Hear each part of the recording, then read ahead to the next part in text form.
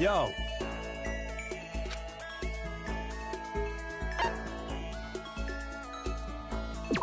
That's true.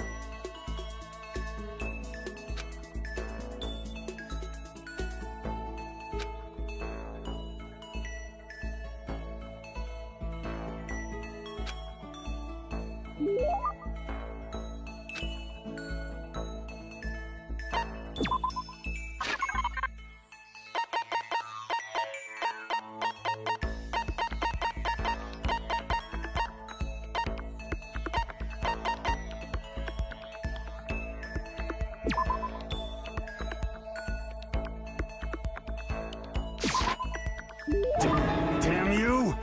Hey, damn it! Yo. What? Huh? Jesus Christ. Yo. Hell yeah!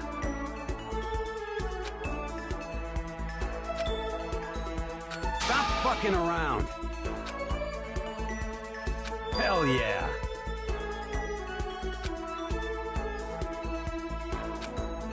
What?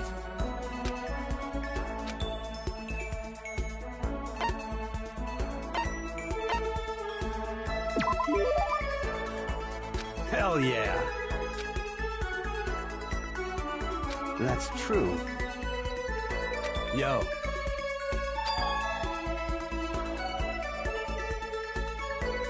What? By the way. Hey, damn it. Stop fucking around. Shit.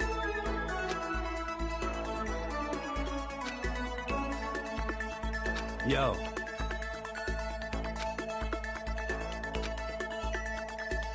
Hell yeah. Hell yeah.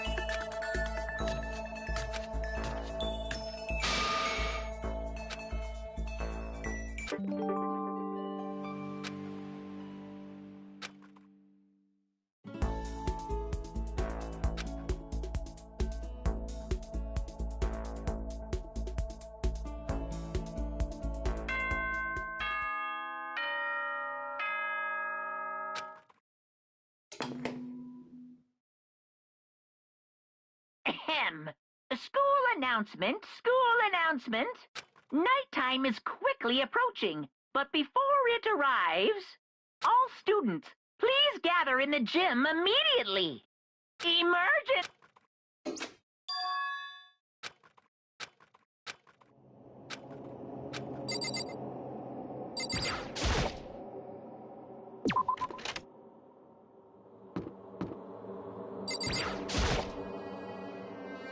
Indeed. Right. Goodbye.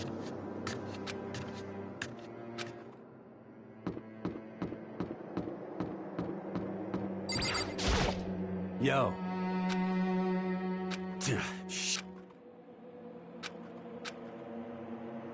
What? Yo. Yo.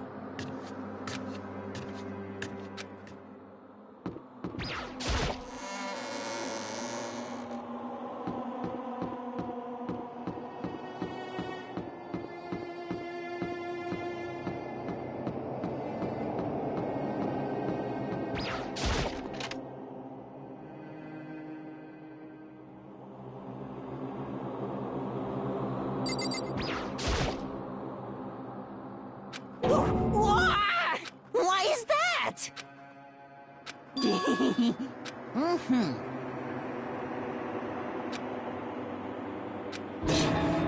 I suppose.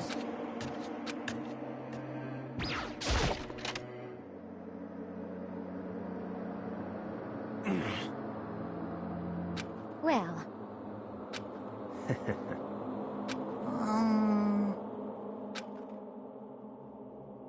What the heck? Huh?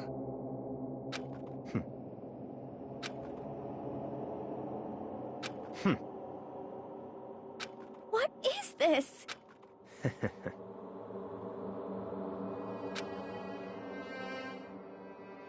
Well... Huh? Certainly. What? Hmm... Could it be... It's not like some occult mystery. Huh?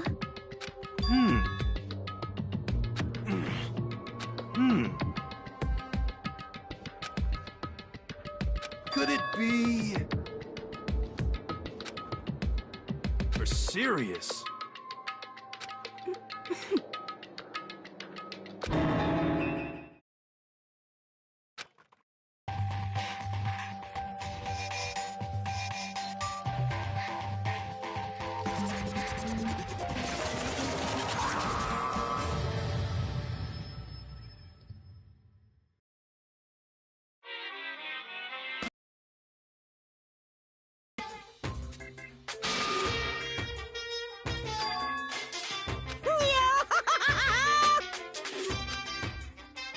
What?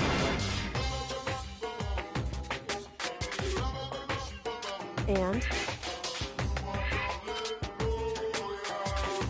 Say what? If you please.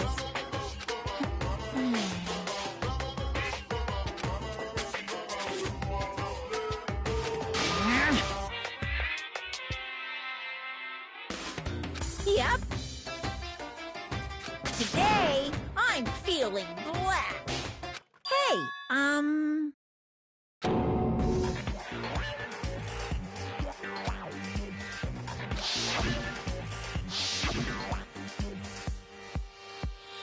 Damn it! You hear me? Got it!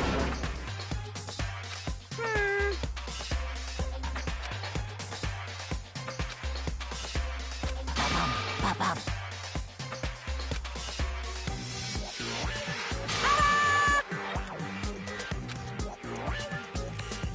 And those embarrassing memories and secrets are... I'm going to hand them out now. So take...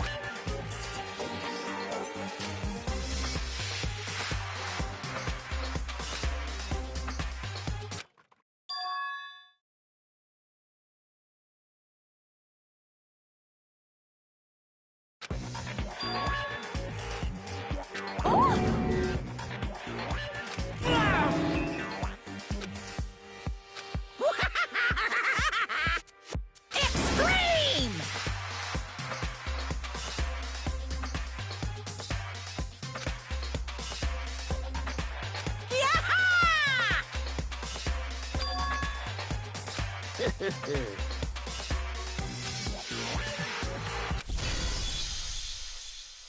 What?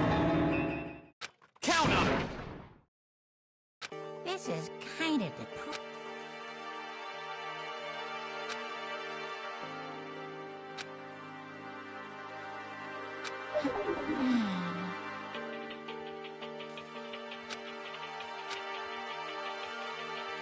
Okay.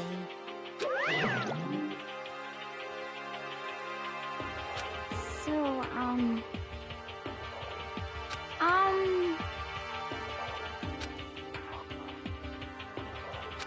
Listen to me! You hear me? Without a doubt. Quiet down and listen!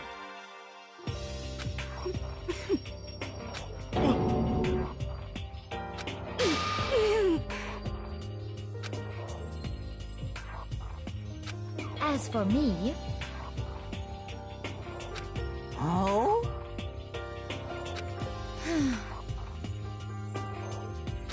Come on, come on. Honestly... Here we go! Hey! Say what?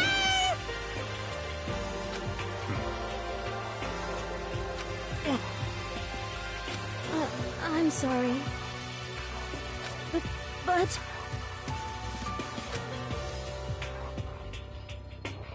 So, That's true.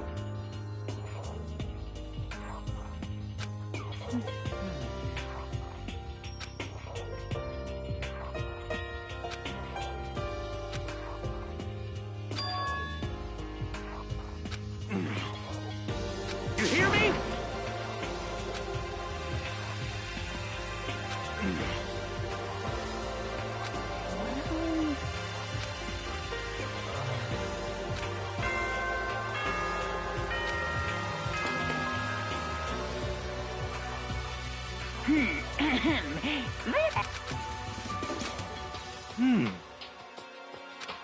Of course.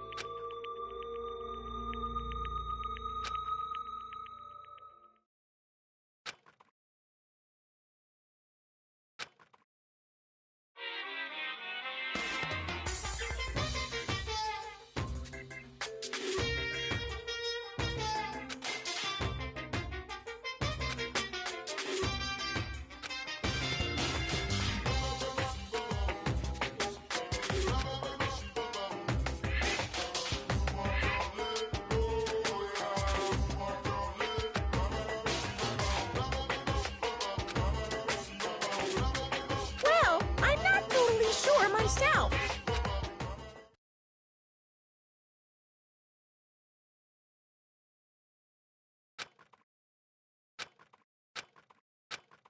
Good morning.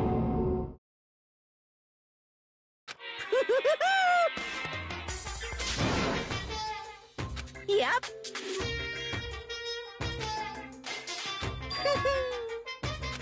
Hmm.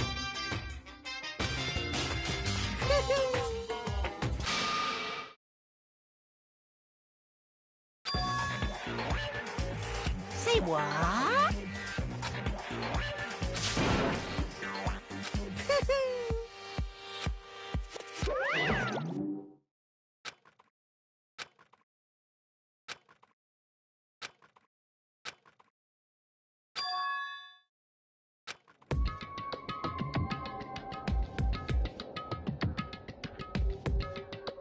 Ah, Hey,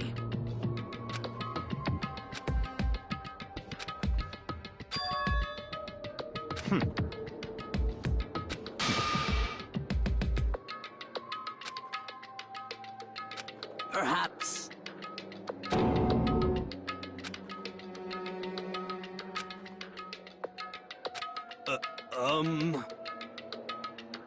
huh?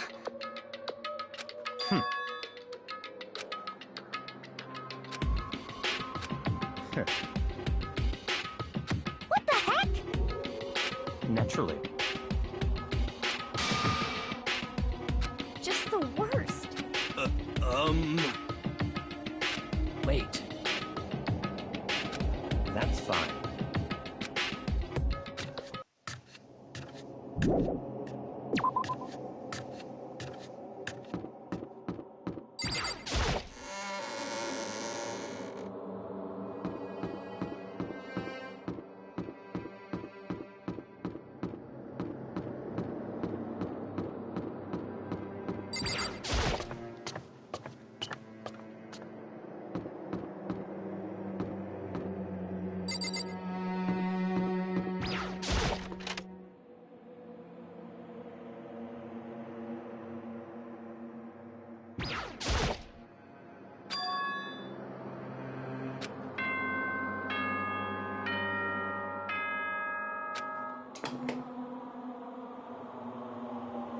For this investigation, I have unlocked the door.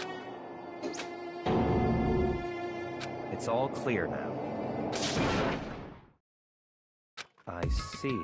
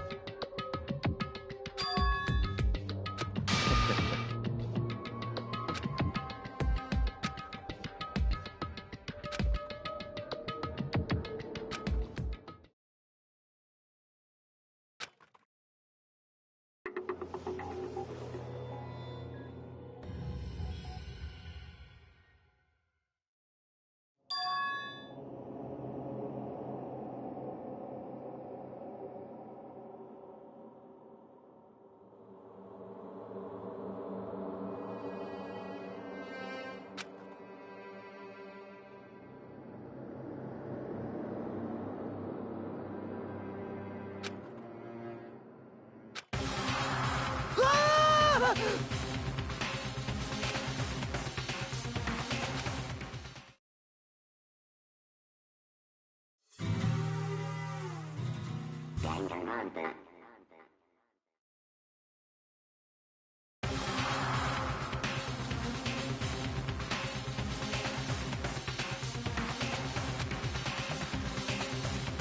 Very strange. I see.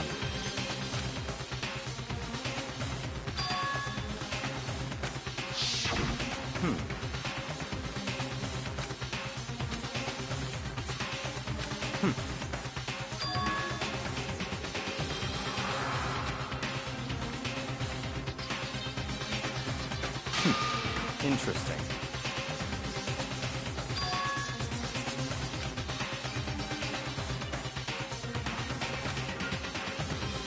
What the heck?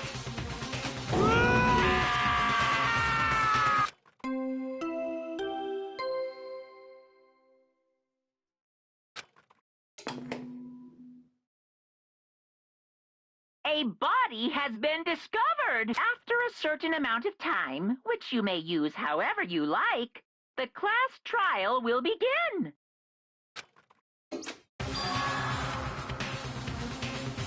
What?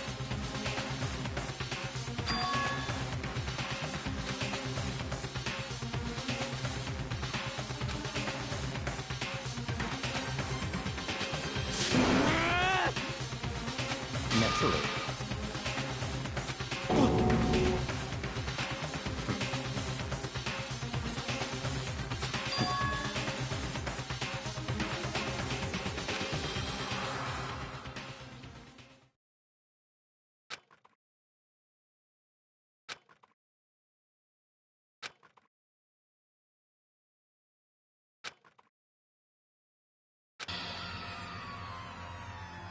Damn.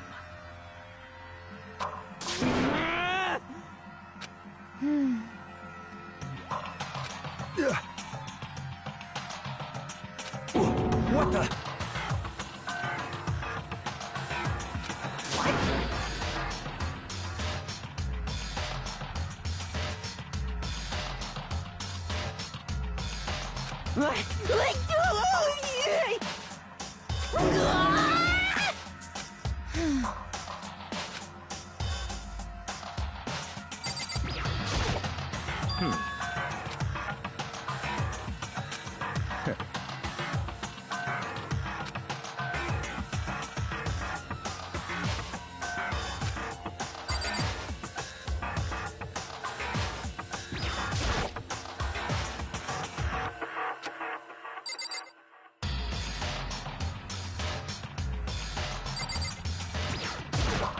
Hey.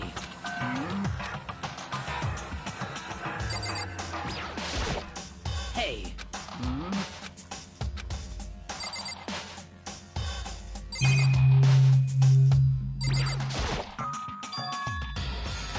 So...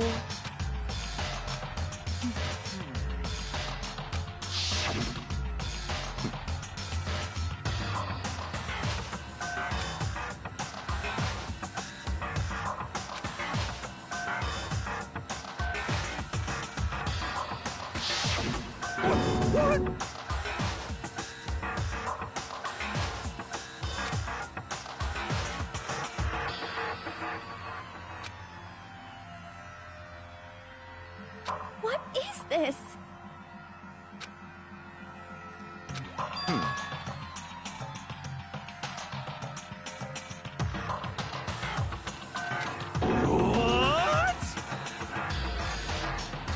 No way!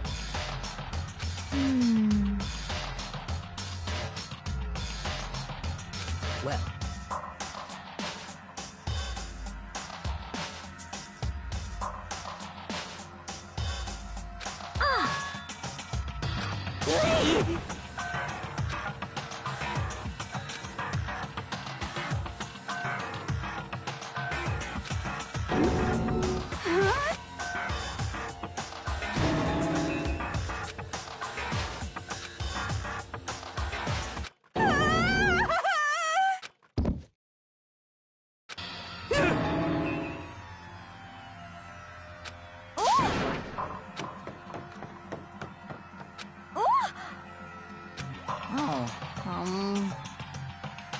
Oh,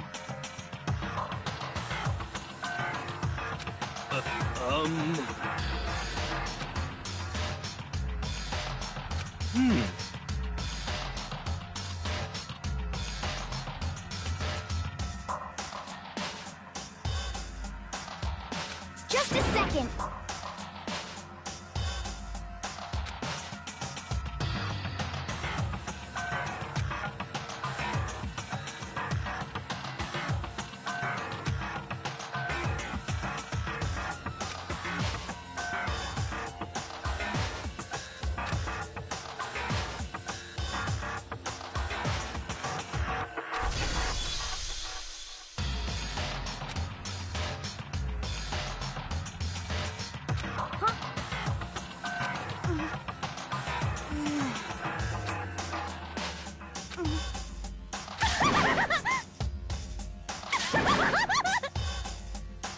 What the heck?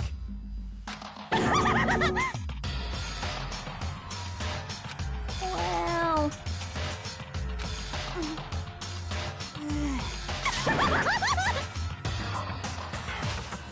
I see!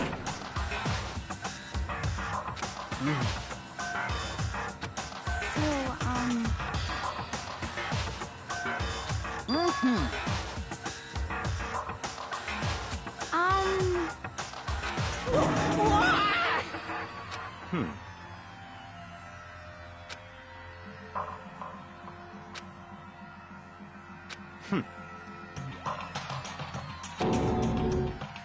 Don't make me repeat myself. Of course! Yoo-hoo!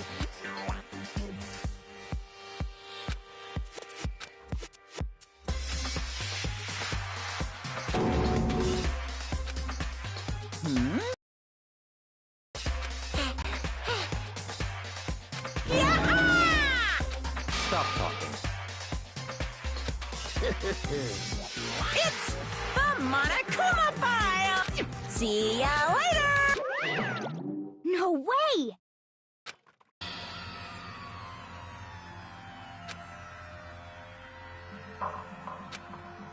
Why? Oh no! Help me! Hey! Such ignorance. Naturally. What? Such ignorance. Damn you! Piece of shit! Calm down.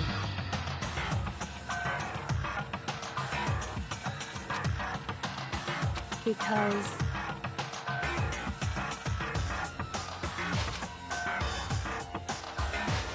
That's right.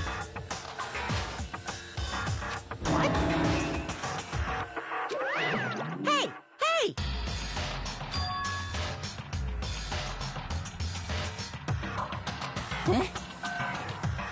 Actually...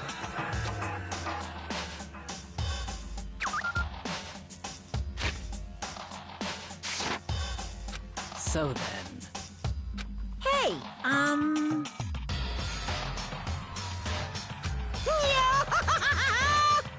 punishment is waiting for you.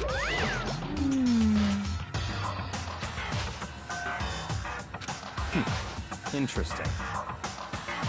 You son of a bitch!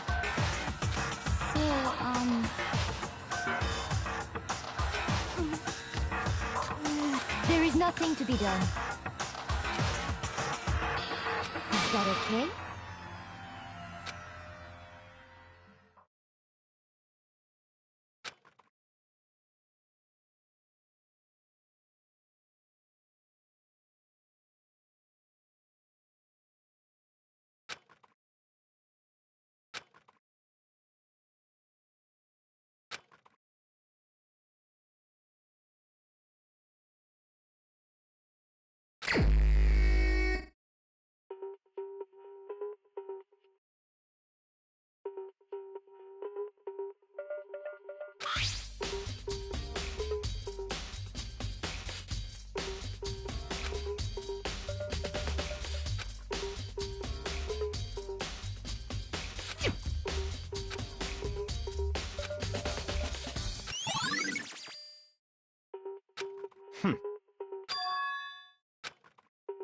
Naturally.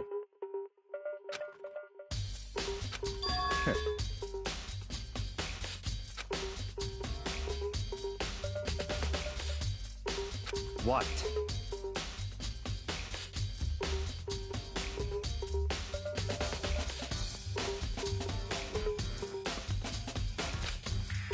Stop talking.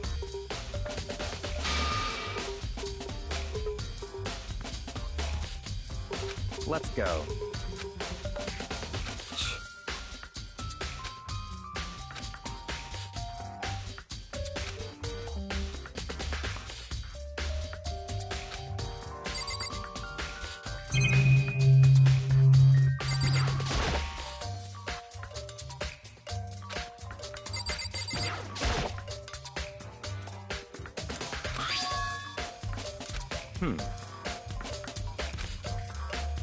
That's right.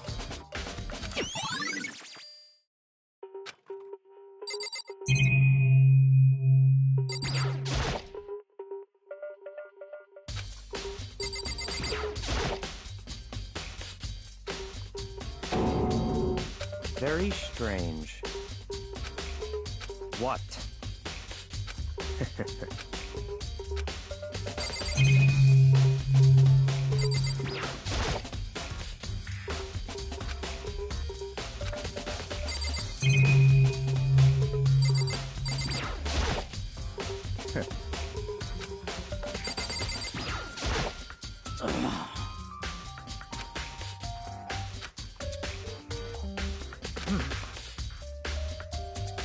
Well.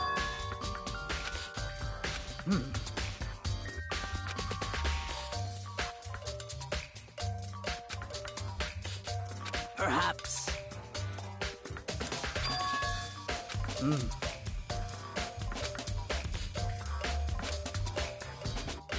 However.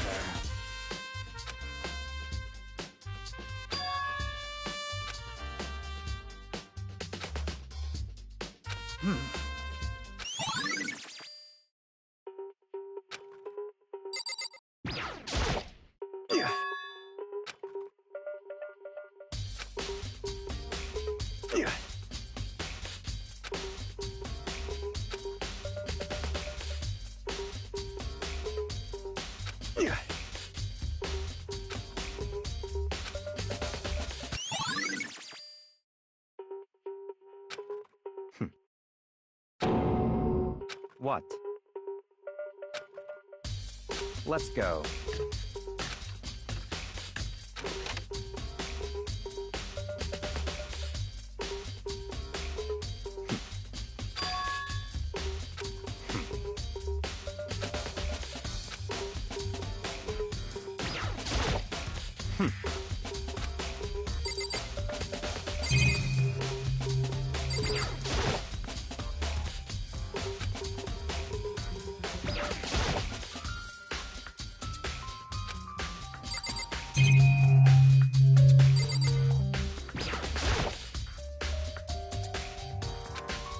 What? Did you call for me? That's right. You need something? Yep.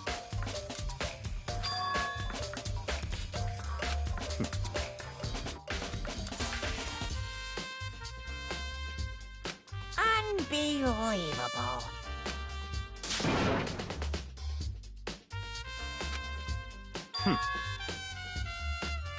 Of course.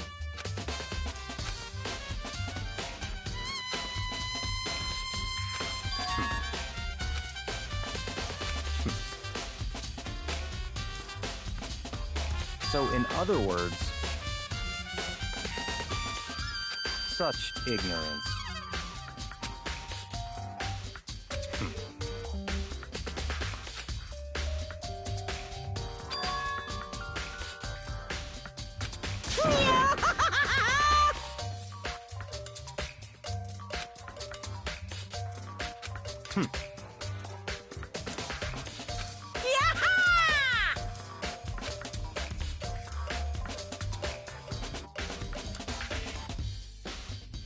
Yep.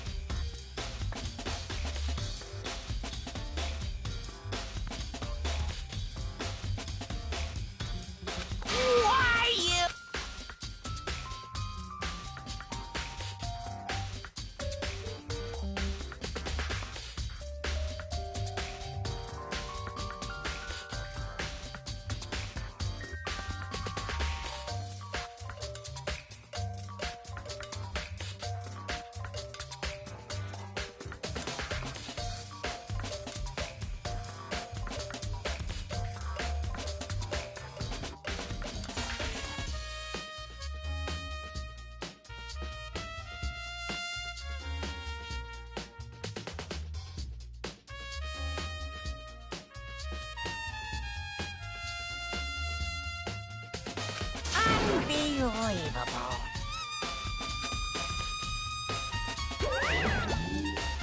That's fine.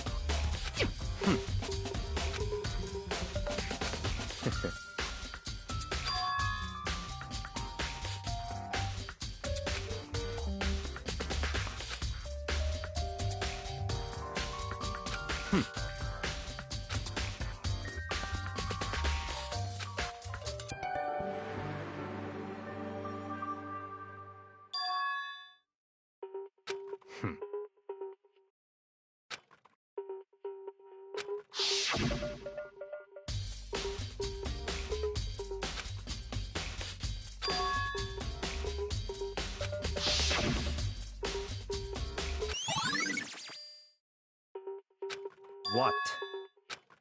Very strange.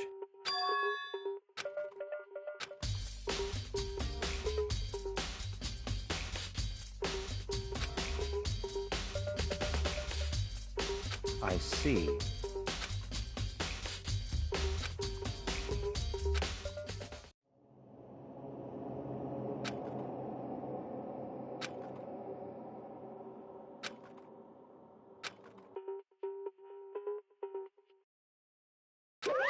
Damn it!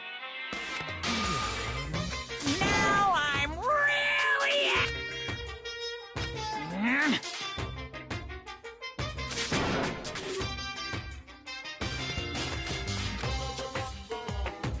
That's impossible!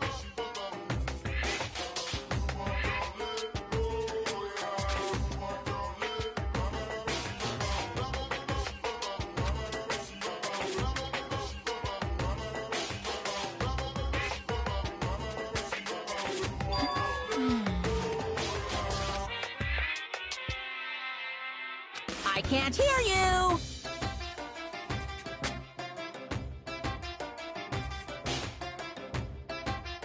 What?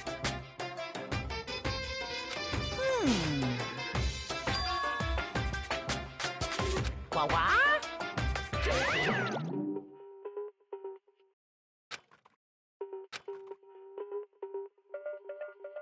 That's fine.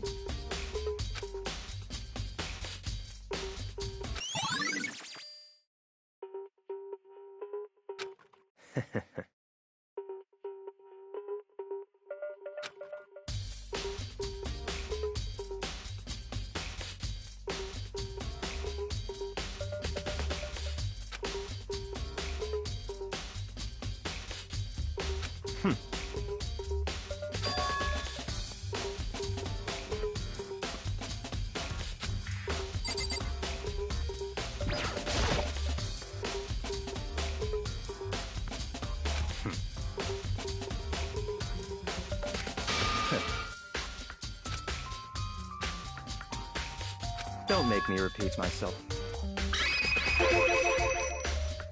What?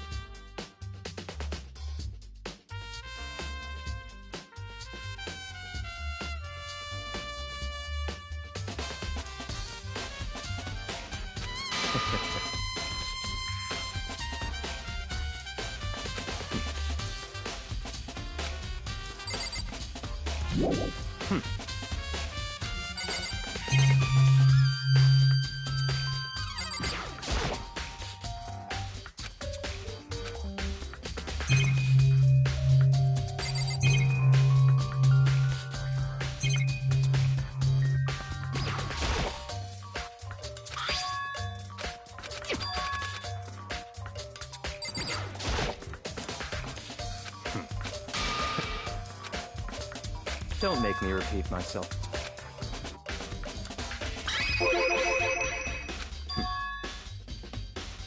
It's all clear now.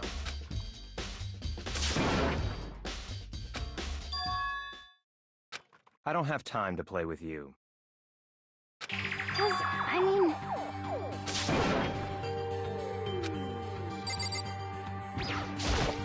Please!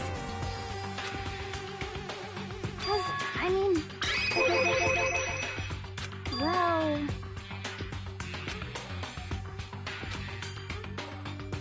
Very strange. Don't make me repeat myself. Yeah! Let's go.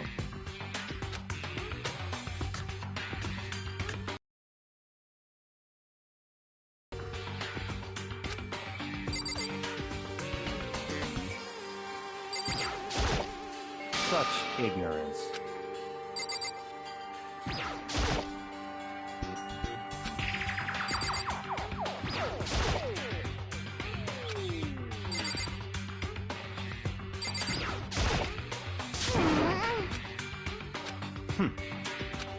So,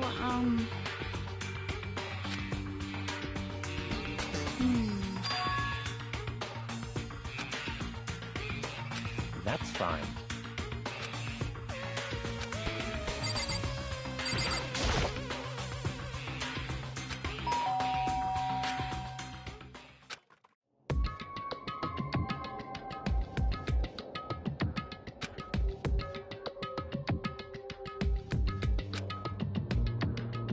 What? Oh, nothing. It's... leave me alone. Yeah, sure thing. But... Won't... Oh, wow. Huh? Won't let Genocide Jack have control!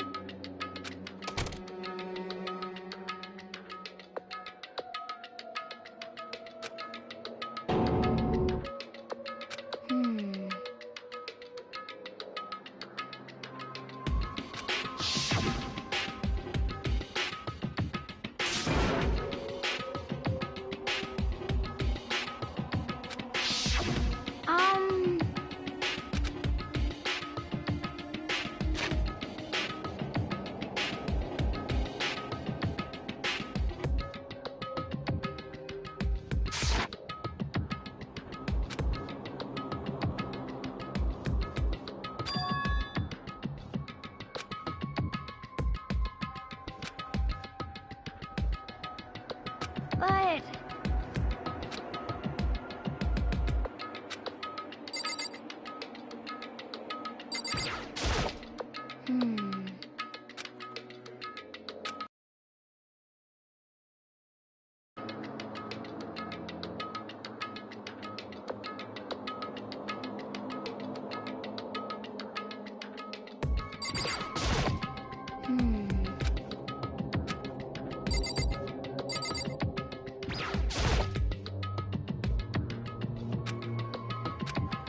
That's fine.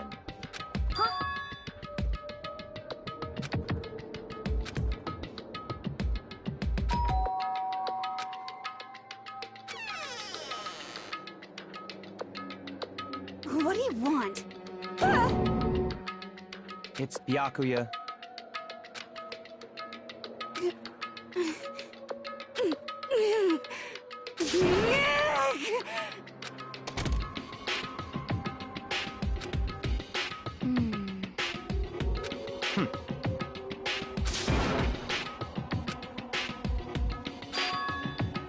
What? Stop talking. Let's go.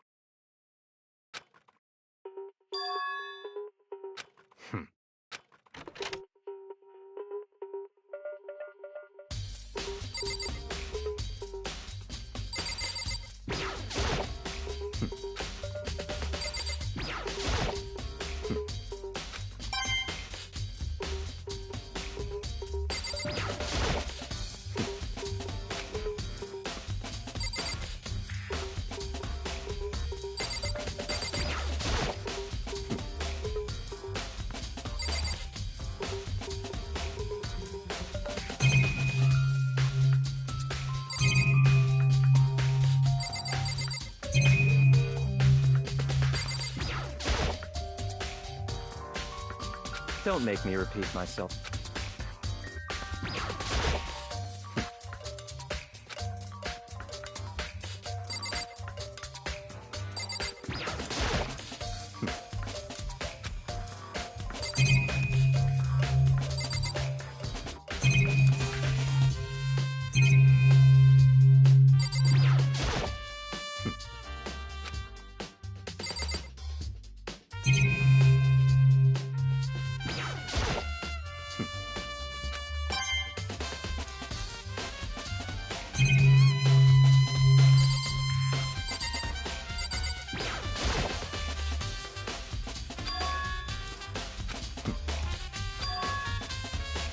Let's go.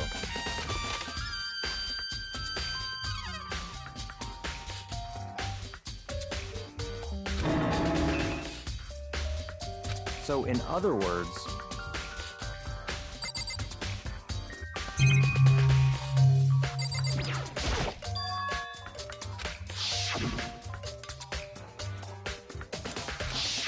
what?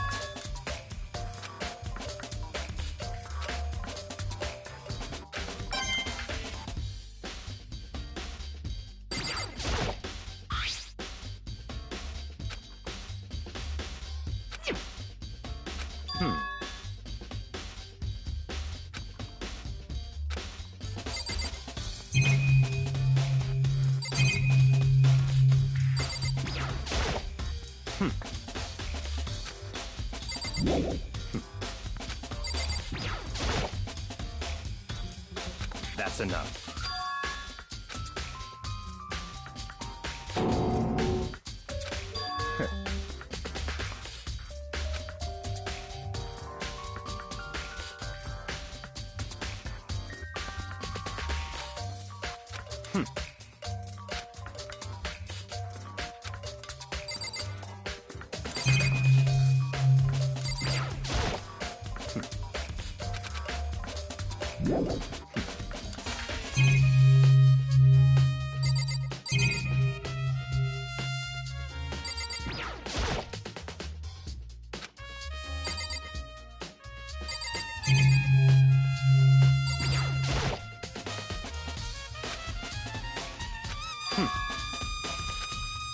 That's right.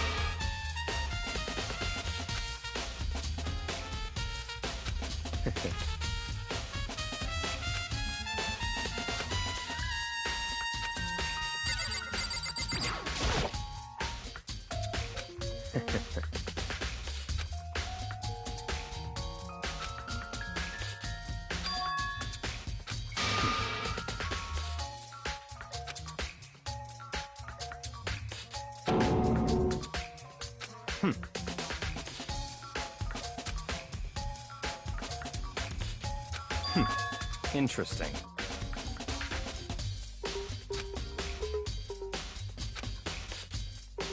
Such ignorance.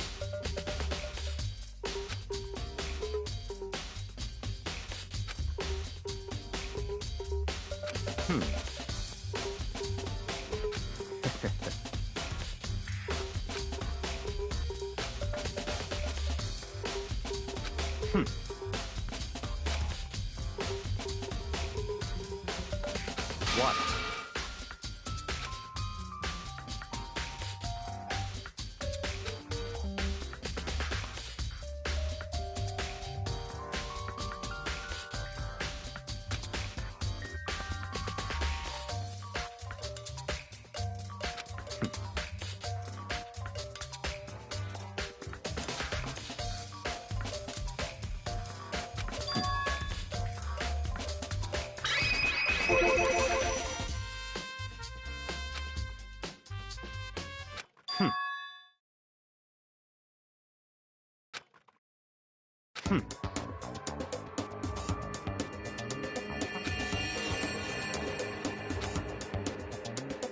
So, in other words,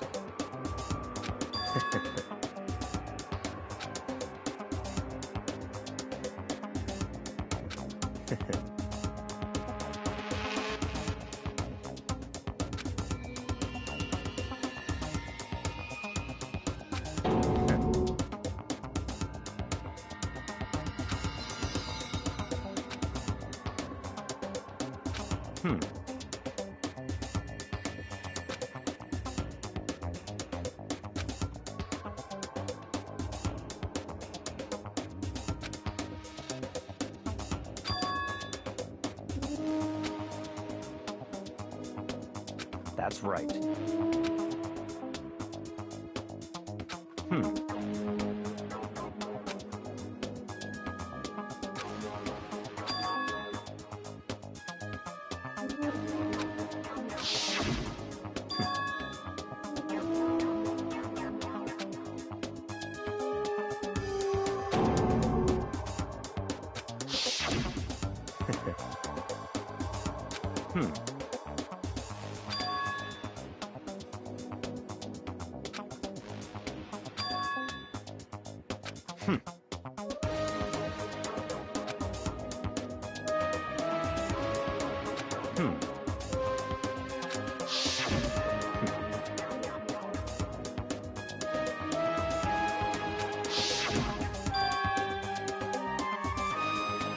That's right. So, in other words...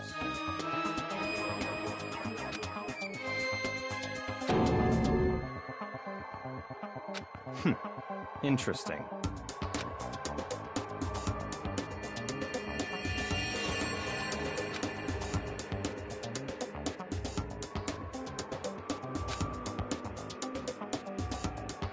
Such ignorance.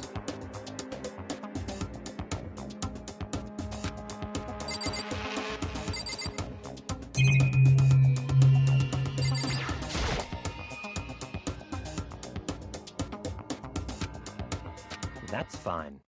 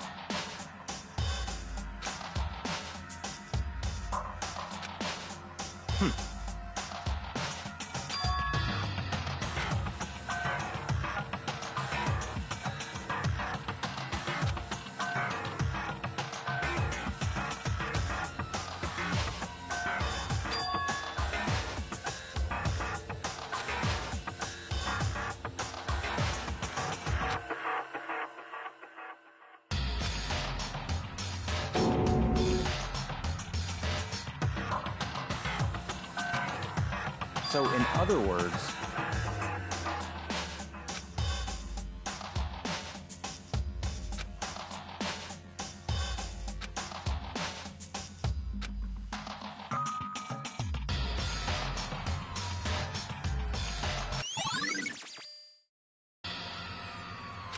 Let's go.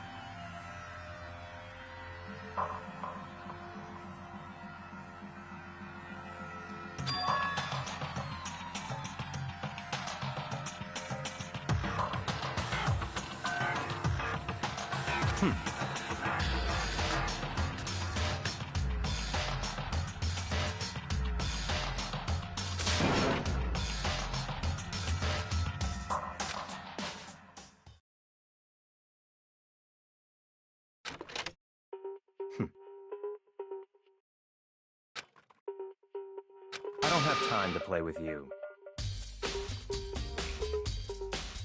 Goodbye.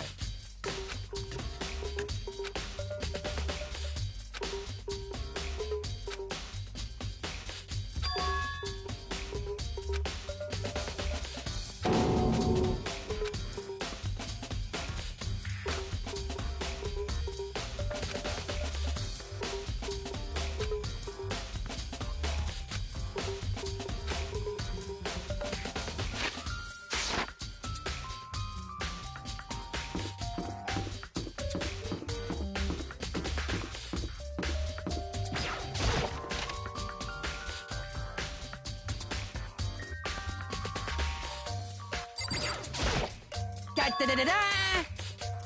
I feel as if... That's it! I'm sure of it!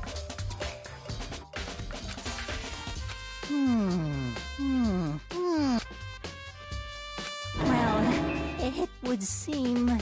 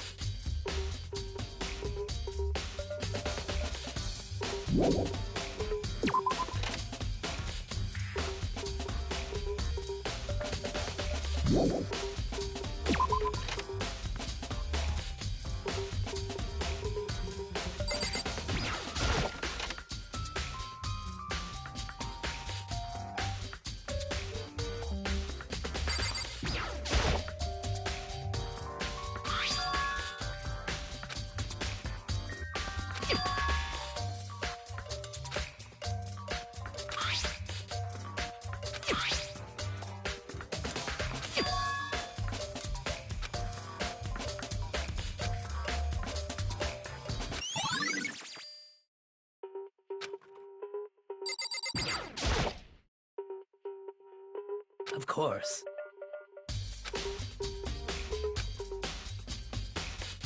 I'm sorry. However...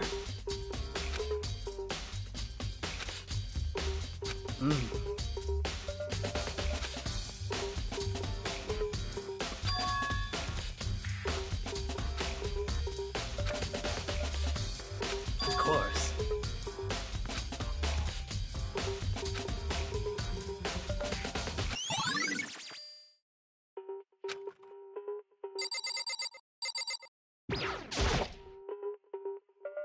Indeed. However... Well... So then...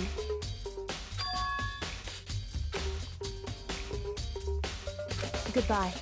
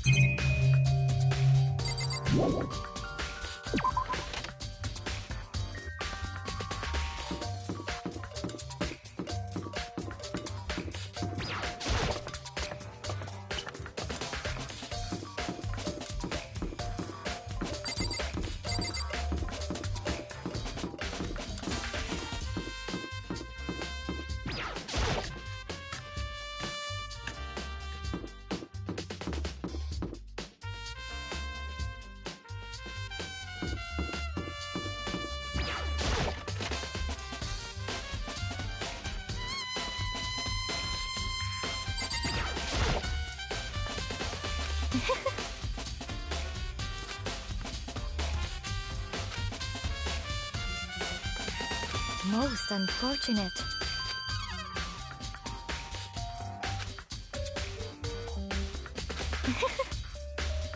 Actually, indeed. What are you doing out this late? Oh, I was just... Are you planning to go exercise, perhaps? What? How did you know? Because I can see a blue track jacket sticking out of that duffel bag you're carrying. Oh, you're right. Thanks. Well, I'd better get going. I'm kind of in a hurry.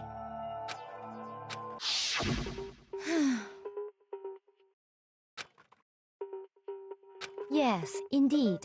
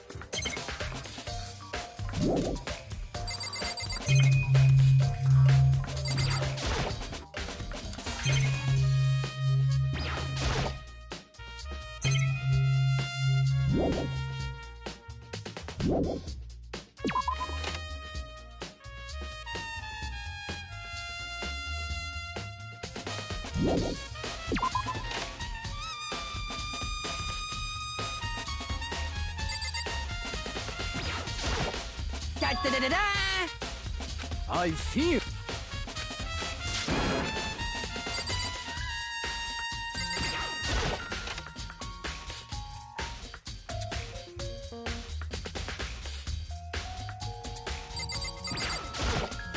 I'm sorry.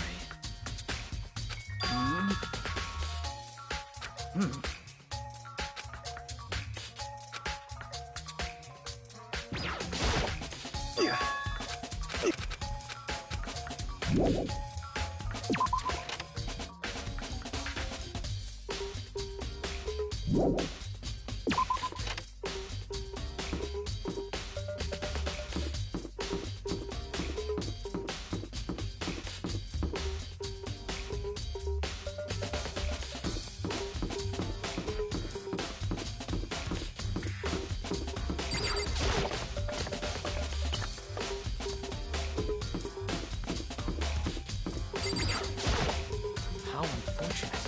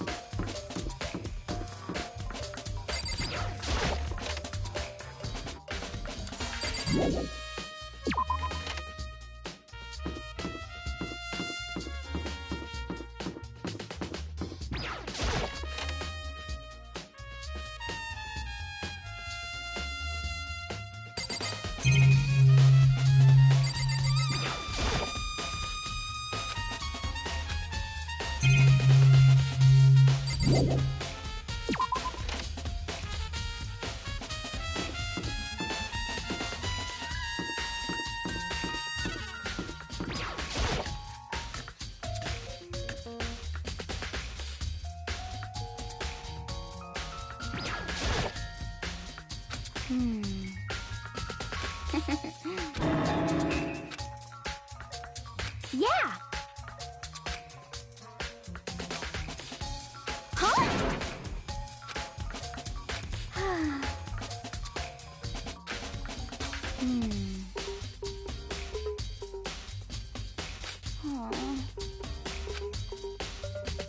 Well...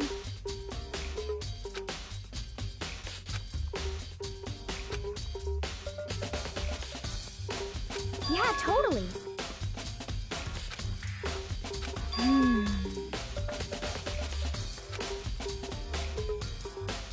Ah!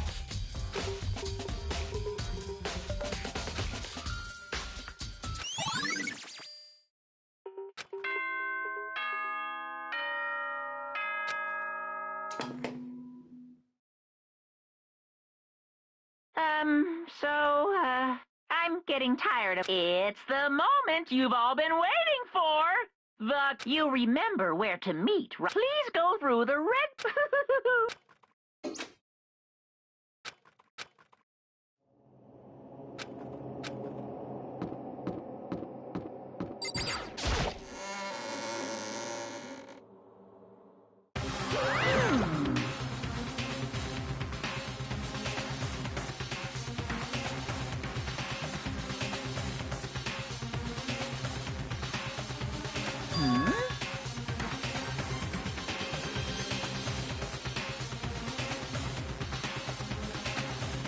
Yo.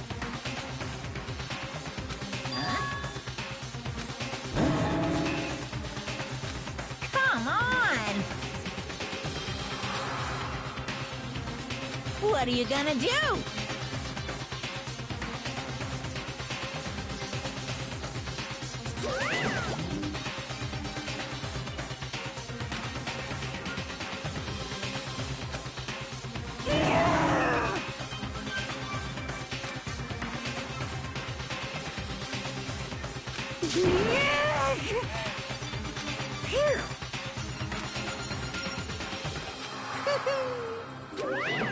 Let's go.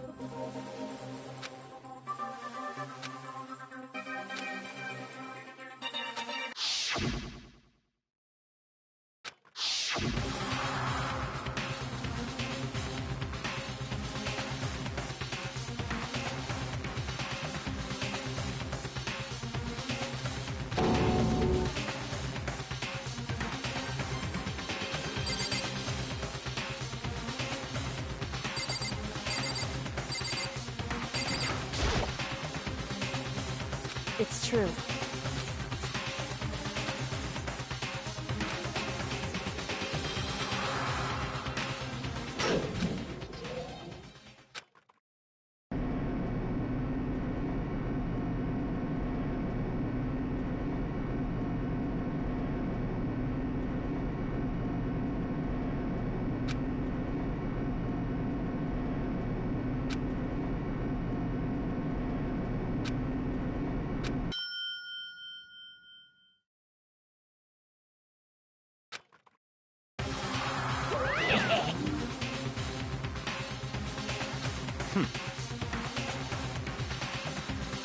Very nice.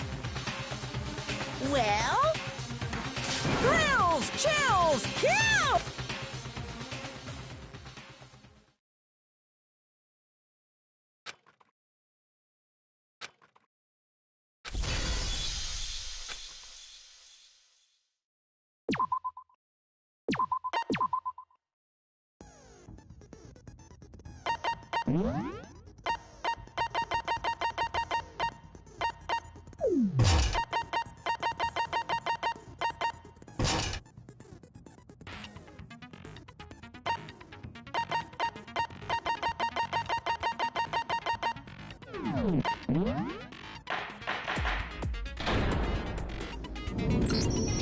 Let's begin with a basic explanation of the class trial. So, if you can figure out who done it, then only they will receive punishment.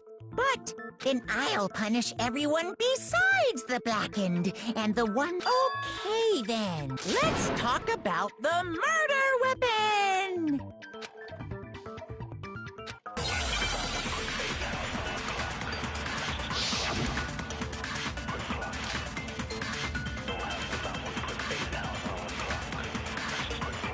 Chihira's fatal injury. It appears it was a head wound. According to the Monokuma file, the killer used a blunt instrument. But what kind of blunt instrument could it have been? I bet it was an iron pipe. No, that's wrong.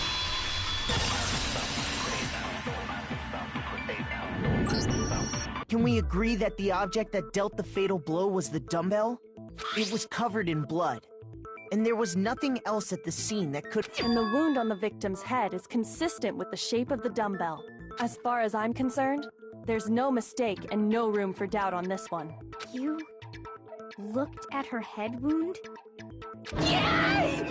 That's so creepy! If you don't mind, I will proceed from here. Let's move on to discussion of the culprit. Although, I believe the criminal behind this heinous act is already quite clear. What? For real? Chihiro's killer is... the fiendish serial killer, Genocide Jack.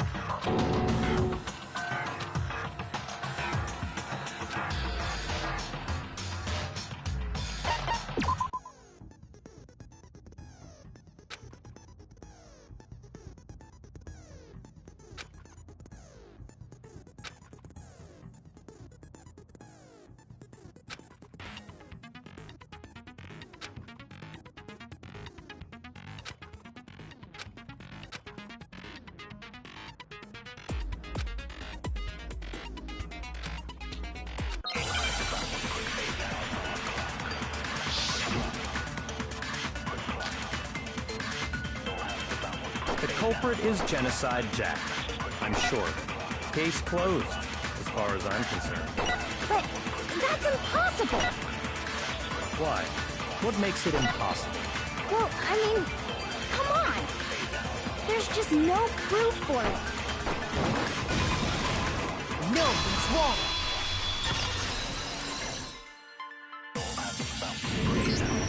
I might know one reason. What? I found this file while I was looking around the archive in the I guess it's some kind of confidential file the police put together about the Genocide Jack case. What? That's kind of weird as shit, isn't it? What was something like that doing in the library? The why of it is probably more trouble than it's worth. So let's forget about that for now.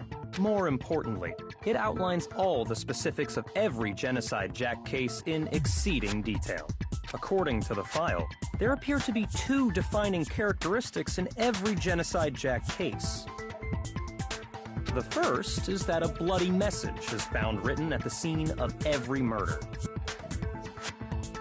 Oh, that's right. Boob lust. No. It's actually bloodlust. But more important is the other characteristic, and it's something that has never been made public. Never made public? What the hell is it? Why don't you tell them, Makoto?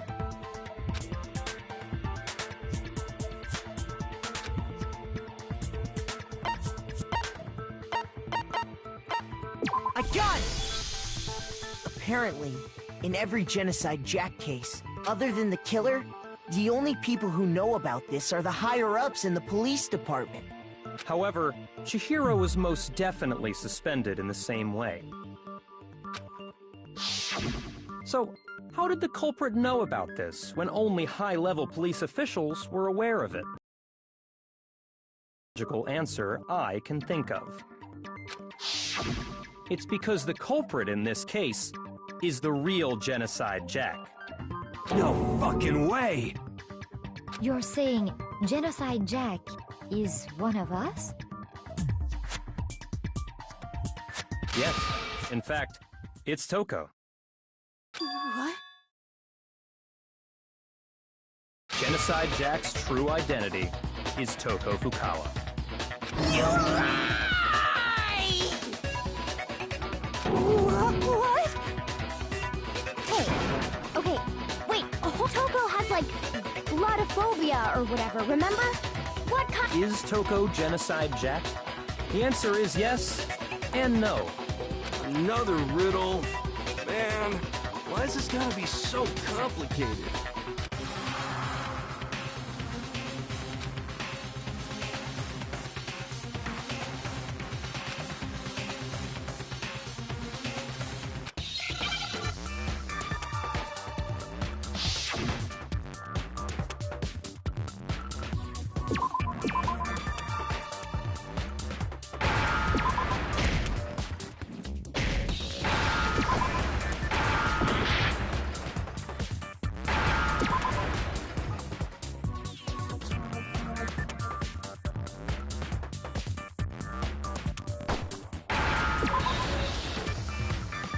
Now I understand! Is it because Genocide Jack has a split personality?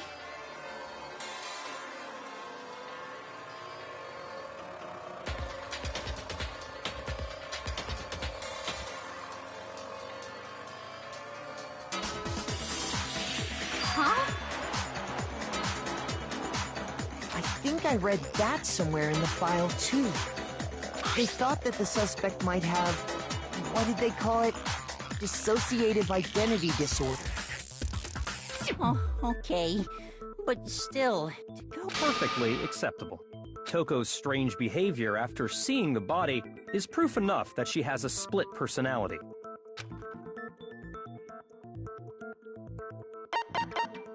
I got it!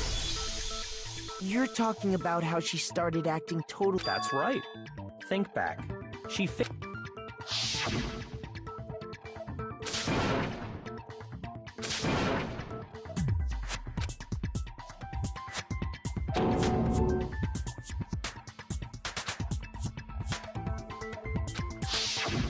She was acting funny, that's for sure. That melancholy tone of hers completely disappeared. Don't go assigning adjectives to my tone. Not to mention, once she regained consciousness and saw Chihiro's body again, she was utterly calm. In other words, within her is one personality that can't handle blood, and one that obviously can. So when Toko trapped herself in her room, it's because she was scared of Genocide Jack?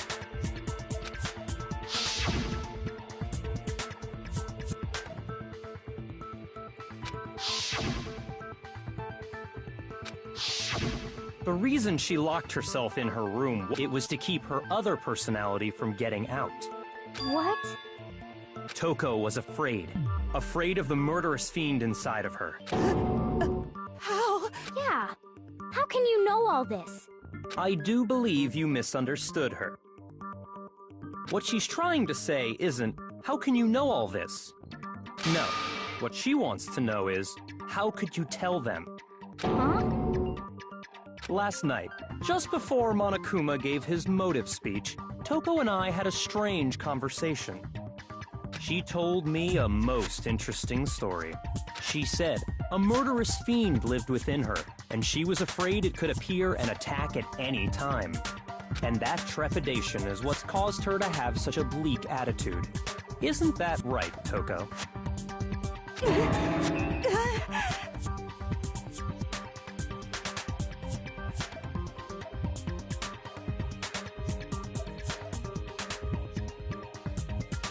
This is all a lie. You said you wouldn't tell anyone. What? You promised! I can't believe you lied! You have only yourself to blame. You came to me with your tragic little story. I didn't ask you to. This is the real world, not some romantic fantasy. Besides, you broke your promise first. You said that as long as you were here, no matter what, you wouldn't let Genocide Jack kill anyone. But in spite of that promise...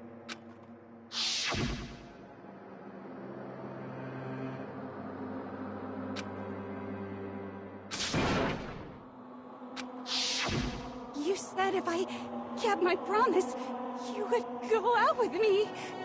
That's the only reason I promised. How many times do I have to tell you? I never said that. But you weren't able to do it.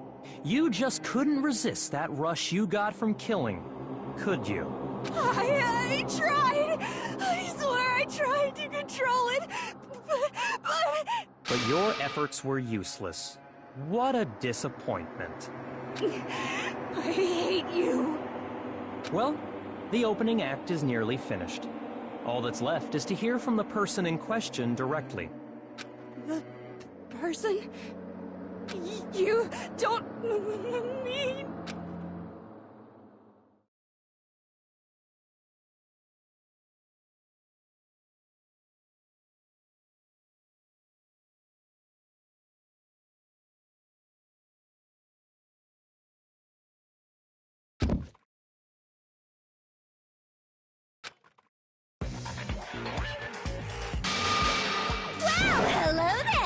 Is it me you were hoping to see? What the heck? So you figured it out, huh? Well, whatever. What are you gonna do? I'm the ultimate murderous fiend, Genocide Jack! Or better yet, let's go with Genocide Jill! What the fuck is this? Toko, what happened to you? Not Toko! That's a loser name! And what happened is a textbook... So what if one of them happens to be a serial killer? You should turn a blind eye to one's faults. So intense. Like they say, sound in murderous mind, sound in murderous body. This one is so different from the one we've come to know. Yes, well, the world is composed of a front and a back, you know. Just like how every inning has a top and a bottom, or how in the depths of every truth lives a little lie. Behind every dark and gloomy soul lives another that shut...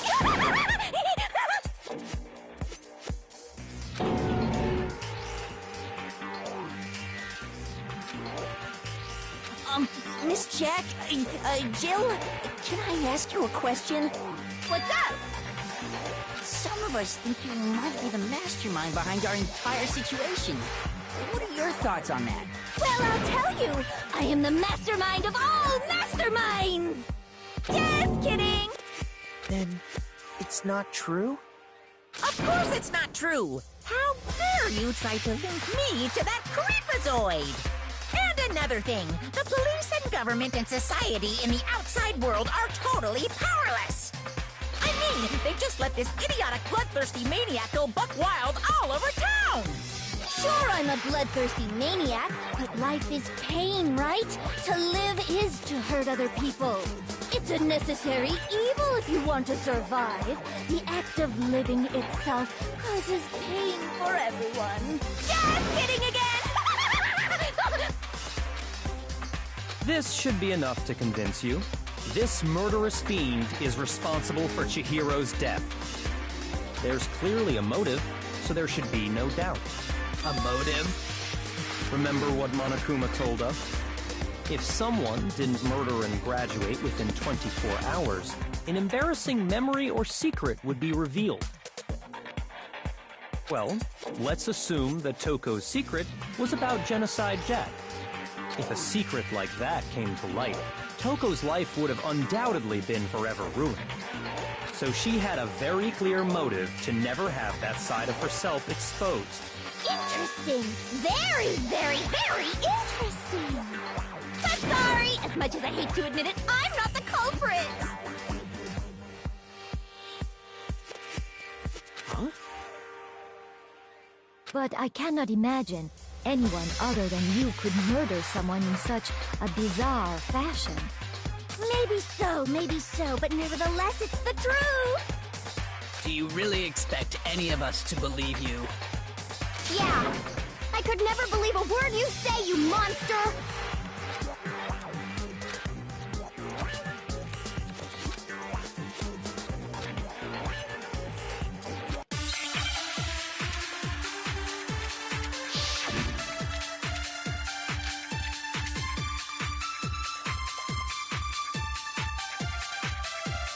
Sorry, but I didn't kill anyone! You say that, but do you really expect any of us to believe it? Perhaps if you had an alibi, that would change things. Oh, an alibi, huh? Now we're talking! When you compare your past murders to this incident, the modus operandi matches completely. What more proof do we need? Give it up. You killed her.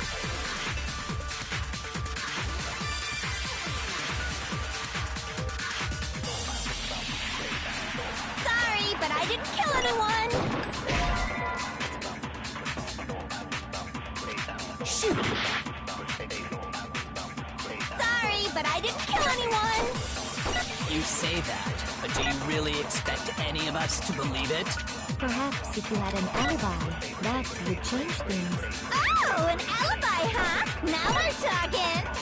When you compare your past murders to this incident, the modus operandi matches. No, that's wrong!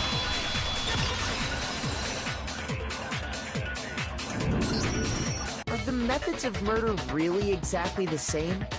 I'm not so sure about that. I think there's a slight difference between the Genocide Jack cases and this one. Huh? How's it any different? Uh-oh, you don't know? Well then, human garbage, let me tell you! I murder with passion and conviction. I consider myself a professional, and I have a very... things.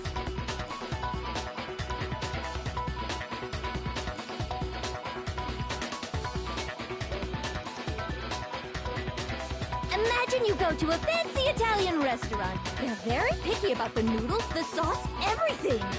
But what happened to Chihiro?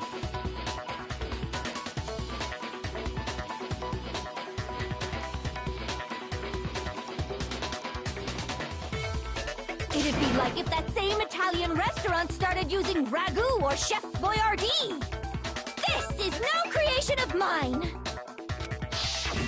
Let me rephrase that, in a way that maybe makes more sense.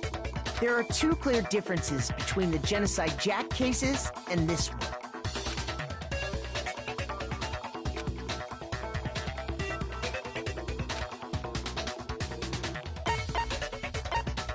I got it! For one, the cause of death is different. In the Genocide Jack murders, all the victims were killed the same way. According to the case file, they were all apparently killed with a pair of scissors. But Chihiro died from a blow to the head, right? Ah, yes. That is remarkably different from the other murders. Wouldn't it be strange for someone who kills the same way without fail to suddenly change their method? And there's more. One more conflicting detail. That's right! In my recipe of murder, if the bloody message is the tortellini, then the arrangement of the body would be the pesto sauce! Could you please stop comparing killing people to cooking?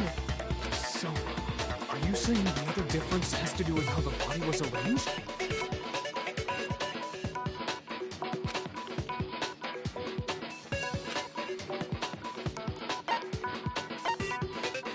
I got it! Do you remember what the killer used to suspend her? They used some kind of rope to hang her up by her wrists. What is your point? Well, in all the previous Genocide Jack cases, something else was used to suspend them. Specifically, pairs of razor-sharp scissors. And guess what? I use my own specially designed scissors for the murders and the arrangement. Like I said, I'm a professional, so naturally I'm very picky about the tools I use. And you know what else? Big Mac said there's two differences, but he's wrong. Big Mac? Are you referring to me? Listen up, Big Mac. There's actually one more difference.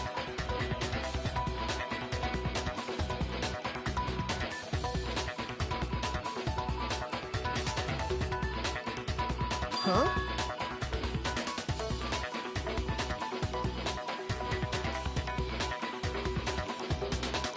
My word, you really didn't notice? Take a look at who the victims were in each Genocide Jack case.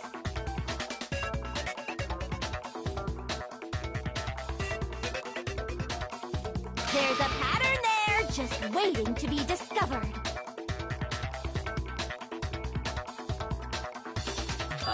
Pattern? Figure that out, and it'll be plain as death why I couldn't have possibly killed that little lolly girl.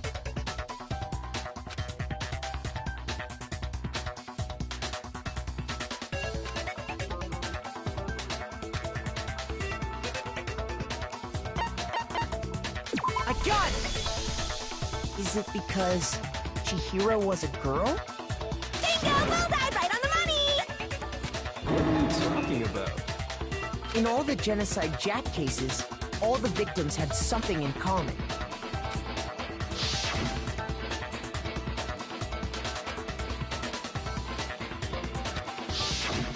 They were all guys? That's right! The people I kill with such passion and conviction are all adorable little men. I can't believe I said it! I'm so embarrassed! The hell is wrong with you?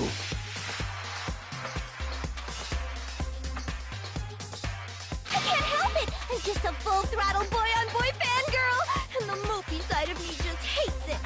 But now I'm on the fast track to becoming a full-fledged fan madam! So, since Chihiro was a girl and not an adorable little man, you wouldn't kill her? Would an Italian chef suddenly start making ramen just because they're both noodles? Don't be stupid. I have too much passion and conviction to cross that line. That's the absolute reality of the one and only. We get it. You've clearly explained your hobby and your philosophy.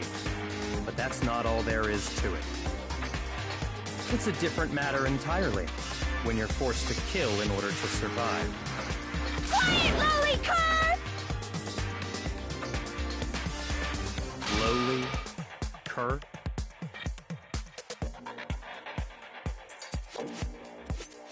I would never kill for a reason as petty as mere survival.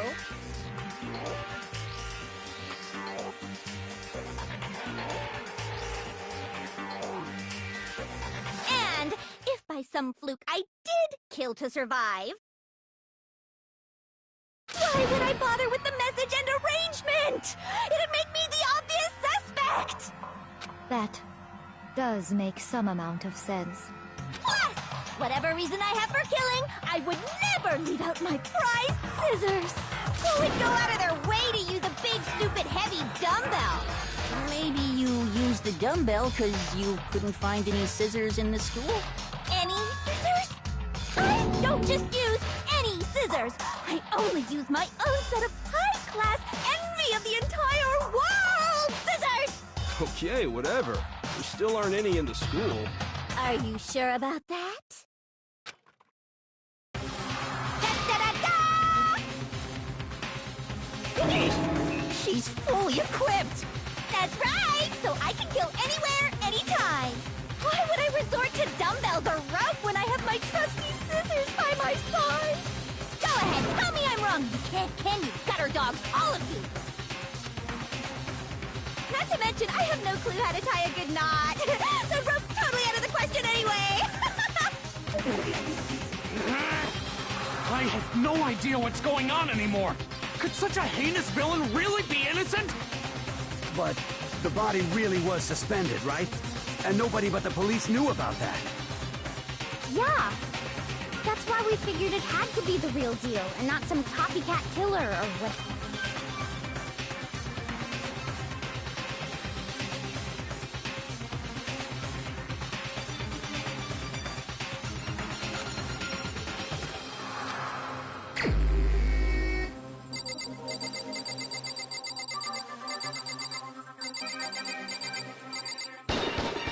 Here's my answer.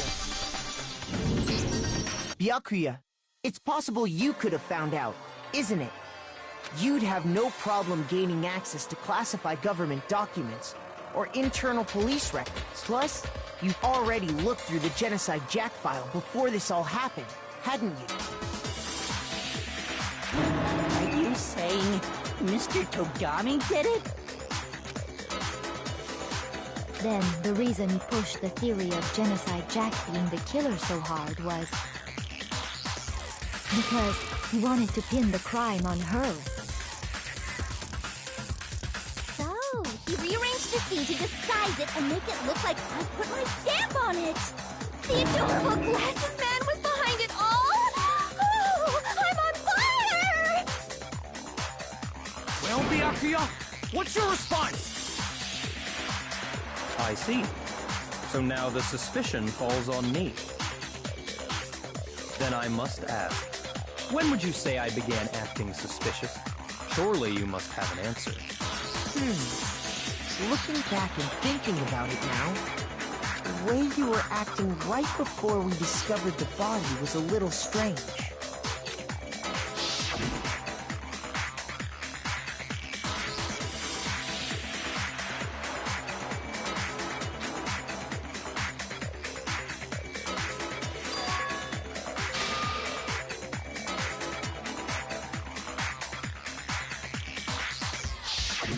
You wanted to go to the girls' locker room right away, right?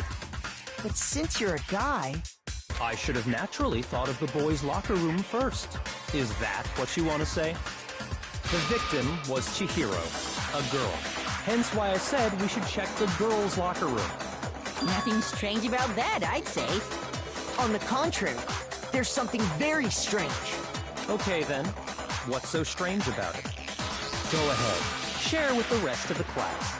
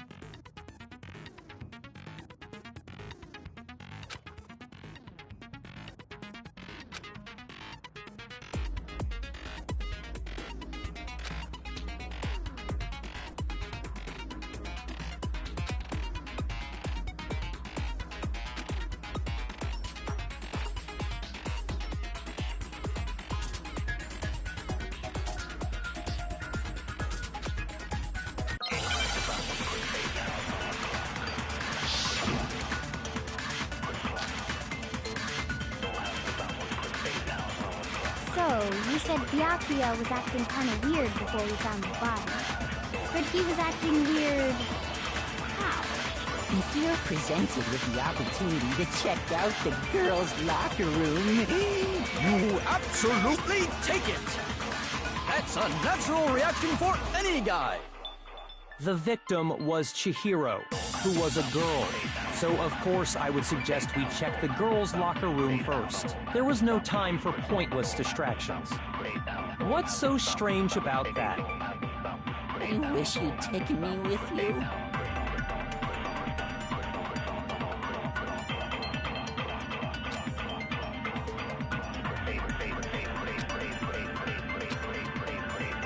So, you said Byakuya was acting kind of weird before we found the body. But he was acting weird... how? If you're presented with the opportunity to check out the girls' locker room... You absolutely take it! That's a natural reaction for any guy! The victim was Chihiro, who... No, it's wrong!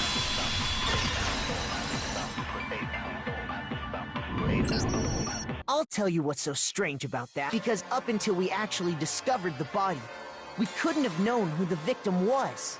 So your claim that you went to the girls' locker room first because Chihiro was the victim doesn't hold up. I see. That's a good answer, I must admit. Interesting. Very interesting. Huh? What's wrong? Is that it? Surely you've got more than that. Go ahead.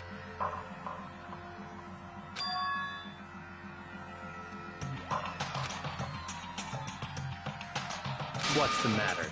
You're not finished already, are you? There must be more to it. There is. I think.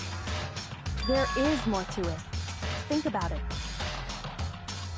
We just talked about the differences between this case and past Genocide Jack incidents.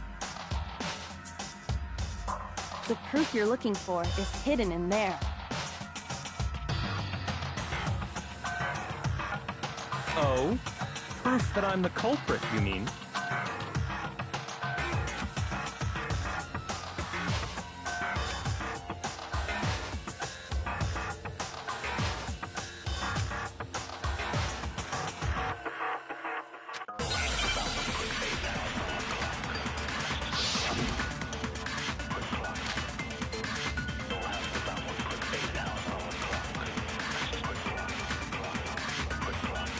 The difference between the cases? You want me to explain it again? When I want to kill, I use my very own special scissors. And I use those same scissors to arrange the body. But Chihiro was suspended with... it was some kind of rope. Was it not?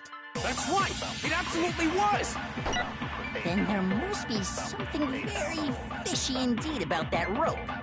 Hey, Byakuya, where'd you get it from, huh? I'd never seen that rope before in my life. No, that's wrong!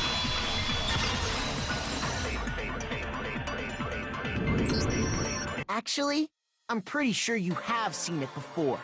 Because, you see, that rope, or should I say, that extension cord? What? An extension cord? Byakuya, you've used the extension cord in the library more than the same extension cord that was in the library all this time?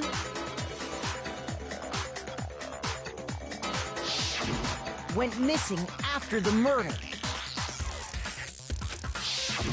And there's no way someone who uses that extension cord as much as you do wouldn't discover that fact.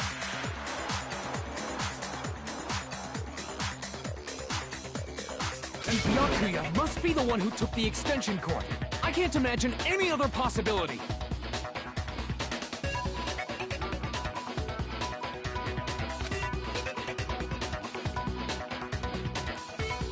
That's really what you think? Then your conclusion is something like this? I killed Chihiro in the girls' locker room, then hung her up and wrote that bloody message. I intentionally made it look like Genocide Jack was behind it. Is that about right?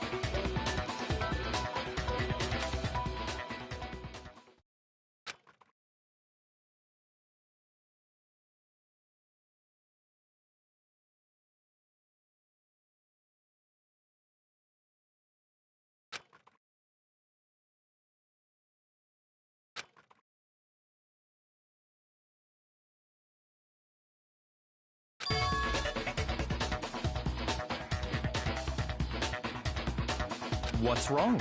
I asked you if you think that's what happened. Hell yes, that's what happened.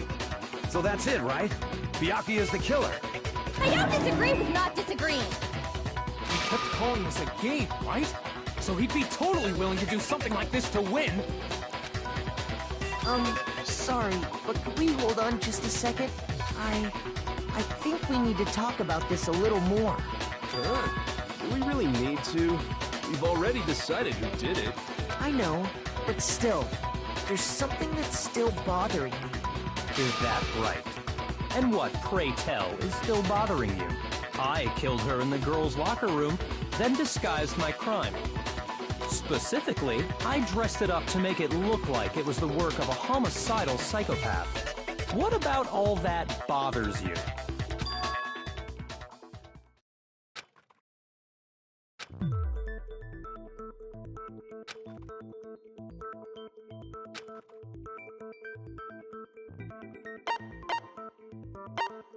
I got it! You say you killed Chihiro in the girls' locker room, right? But are you sure about that? Isn't it possible that the murder took place somewhere else? How disappointing. What kind of question is that? Even in the world of disappointments, this is a true letdown. She was found dead in the girls' locker room. There is absolutely no question about that. How could the scene of the crime have been anywhere else? Well, I think it's entirely possible that she was killed somewhere else, then carried there later, along with the rest of the murder scene. The rest of the murder scene? That was awfully specific. Please tell me you have a reason for saying all of that. I believe I do.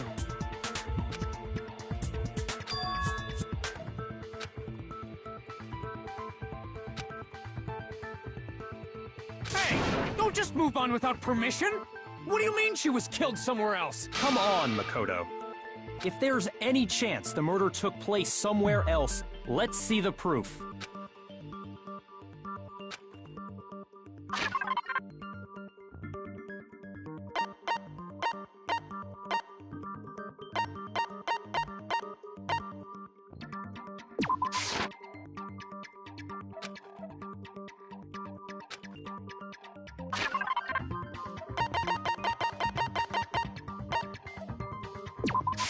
I got it!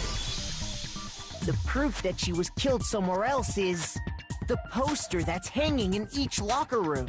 Your proof is some posters? The poster in the girls' locker room was A picture of a big-boobed supermodel. But don't you think that's kind of strange?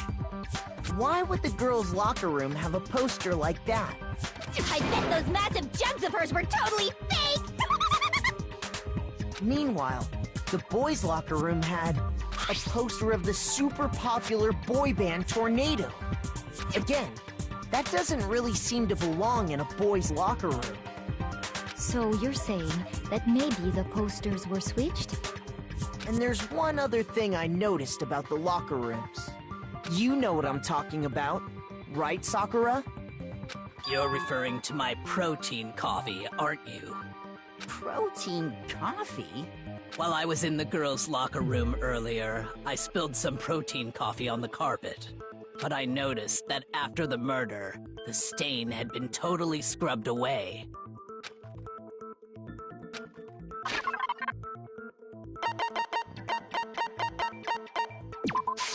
I got it! The stain on the girls' locker room carpet wasn't scrubbed away. In fact, I found it on the boys' locker room carpet. That's definitely the stain from my protein coffee. Then, does that mean that the carpets were switched too? But why would anyone do that? To move the murder scene from one locker room to the other. It's certainly plausible, don't you think? What? In other words, in order to completely swap the scene of the crime, the blood-stained poster and carpet were moved along with the dead body. By doing this, the killer was able to change the entire room where the murder took place. I can certainly follow your reasoning, but why would the culprit bother doing that? Huh? Why would they go through all that trouble of switching the scene of the crime? Actually, an even bigger question. If the murder did take place in the boys' locker room, then how did Chihiro get in the boys' locker room in the first place? To get into the locker rooms, you have to swipe your e-handbook across the card reader device, but Chihiro's handbook should have only allowed her access to the girls' locker room. She had no way to get into the boys' locker room to begin with. No, she did have a way, and I can tell you what it was. I highly doubt that. Shut up! I'm telling you, I know how she could have done it.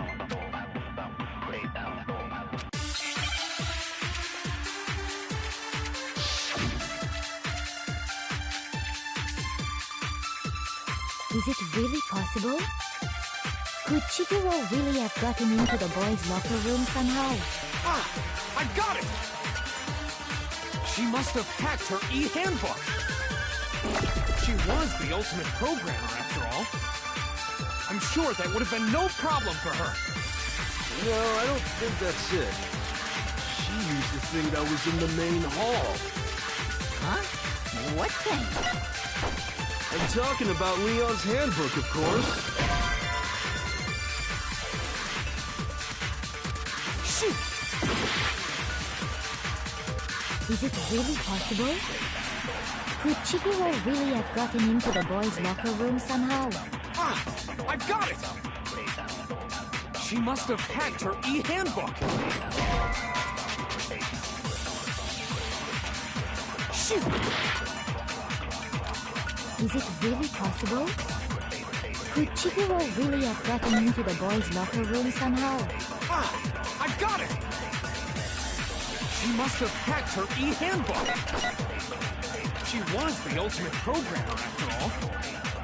I'm sure that would have been no problem for her. No, I don't think that's it. She used the thing that was... Huh? I'm talking about Leon's handbook, of course. If she had that, she could get into the boys' locker room no problem.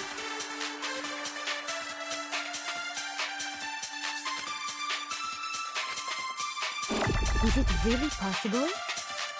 Could Chihiro really have gotten into the boys' locker room somehow? Ah! I've got it! She must have hacked her e-handbook! Shoot! Is it really possible? Could Chihiro really have gotten into the boys' locker room somehow? Ah! I've got it! She must have hacked her e-handbook! she was the ultimate, I'm sure that would have... No, I don't... She used the fit... Huh? What? I'm talking about Leon's handbook, of course. No, it's wrong!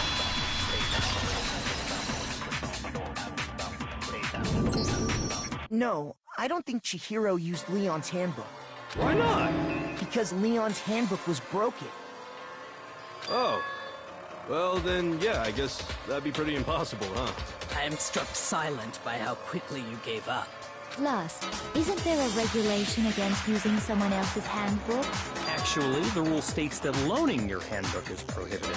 It says nothing about borrowing one. In other words, you could borrow a dead person's handbook all you want, and you'd be safe. Yup, yup, yup! Hit the nail square on the noggin!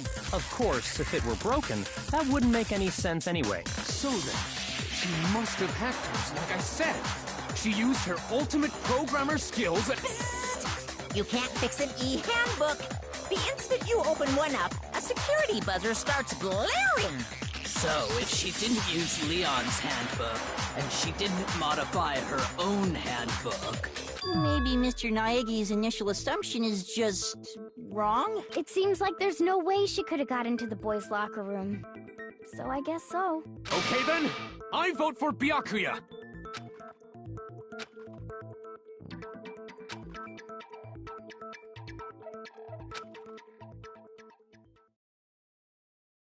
Hold on a second. I agree with you, though. I think you're on the right track. What the... You finally decide to open your mouth and that's what you've got to say? There's no way she could get in the boys' locker room, right? So... Why are you so sure she couldn't get in? There's still one other way she could have gained access. What? What are you talking about? What other way is there? Well, to explain that, why don't we take a little break from the trial? I'd like you all to come see something. Wait. Just what do you think you're doing? Don't worry. This'll make the whole trial more exciting. I'm sure that thought must please you. Huh? It'll make things more exciting? Well, all right then. I declare an official class trial recess. Huh? For real? Now then, what is it you want to show us? It better not be boring or I'll be very unhappy. Oh, I have no doubt it'll meet your lofty expectations. So, shall we go?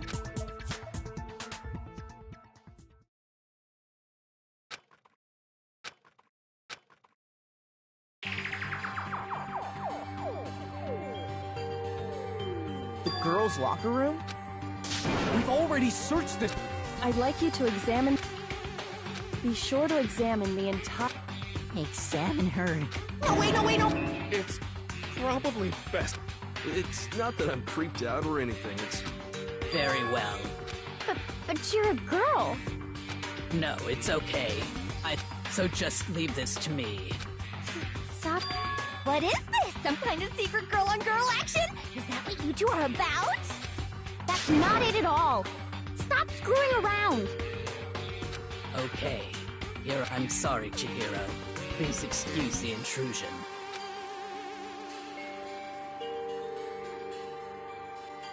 Be sure to check her entire body, and I believe we will solve this particular mystery. Her entire body? What? This is... What is it? Not possible. It's not possible. This... Is what? Is a boy! Ah, I see. So, she was actually a he. Interesting. Thank you for confirming. What?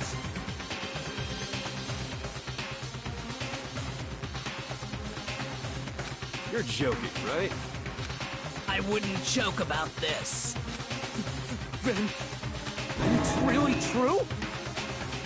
Chihiro was... a guy? Oh, what? You guys didn't know? Heck, I knew that right off the bat. Chihiro Fujisaki was totally a guy. He was a cross-dresser? Oh, I'm really on fire! I wish I had So that's what Kyoko wanted to show everyone, huh? Interesting. Yes, that certainly does make things much more exciting. Now let's ride this wave of excitement back to the courtroom and get back to the trial. I do apologize for keeping you waiting. We've all just learned of the shocking revelation that Chihiro was actually a boy. Let's pick up... Yes, well, I don't know his reason for hiding it, but the fact is,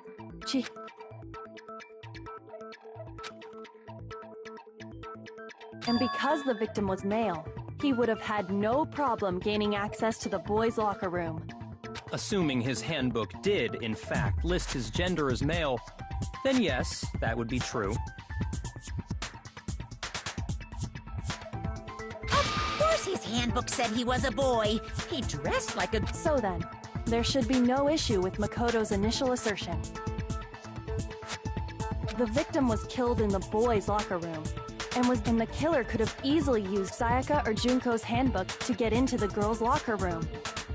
So Chihiro really was killed in the boys' locker room? I still don't understand the motive for moving the body, but... Well, I must admit, I did find it rather odd.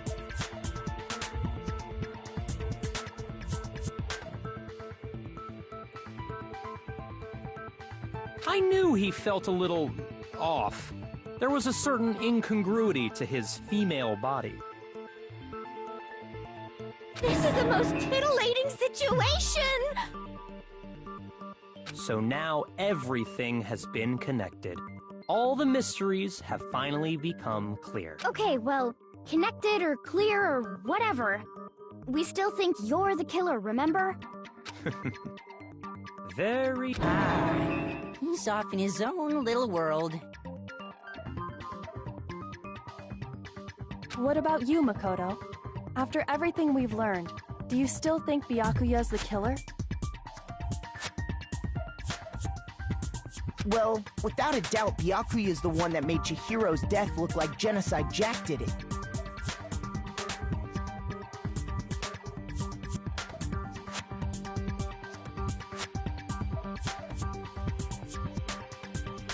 But... I think he might not actually be the killer after all. What? But aren't you the one who accused him in the first place? He just seems to be too easygoing. The way he's acting, it makes it seem like it doesn't have anything to do with him. And you think that might be because it doesn't have anything to do with him? Plus, the evidence he left behind was a little too... how can I put it? He consciously chose to use the extension cord, knowing it could connect him to the murder. At least, that's how I see it. And Byakuya, when you found out the murder took place in the boys' locker room, it seemed to rattle you. And then again when you found out Chihiro was actually a guy. If you really were the killer, that stuff wouldn't have had any effect on you. So that's your thinking, huh? Well, it bothers me that you don't have more concrete reasons, but it's fine. I guess I'll mark it as correct for the time being. Mark it as correct? He's right. I am not the culprit. I just happened to come across the corpse in the girls' locker room and decided to alter it. Are you fucking with us right now? No, I am not effing with you right now. I'm telling you the truth.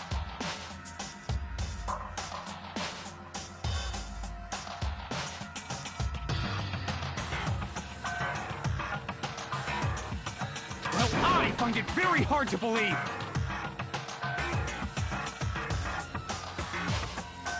Go ahead. Find it very hard to believe.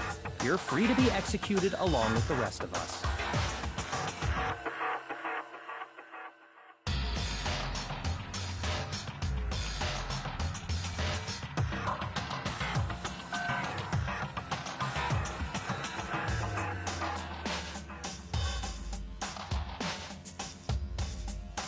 If you're really telling the truth, then why?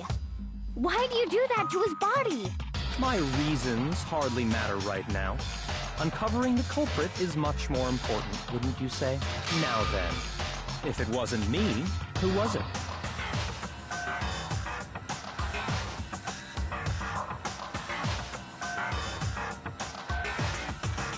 Well, I don't think I can say for sure without talking about it a little more. We're seriously gonna keep going? We're all good, aren't we? I thought it was clear Byakuya did it.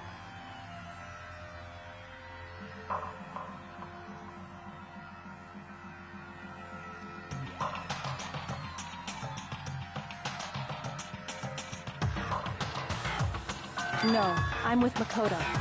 If there's any doubt whatsoever, we need to explore every possibility. Because if we're wrong, we all die here.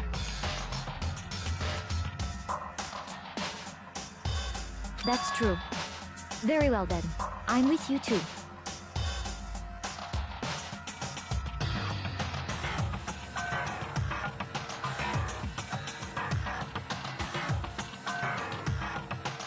Damn straight. Count me in. Do you not have a mind of your own? Of course I do. What am I, an ant or something? Anyway, let's discuss this all as a group one more time. We still have time to make our decision. That's very true.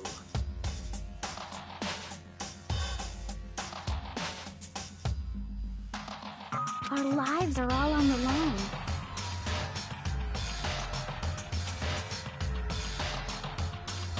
Excellent. Then shall we resume our game of hide and seek?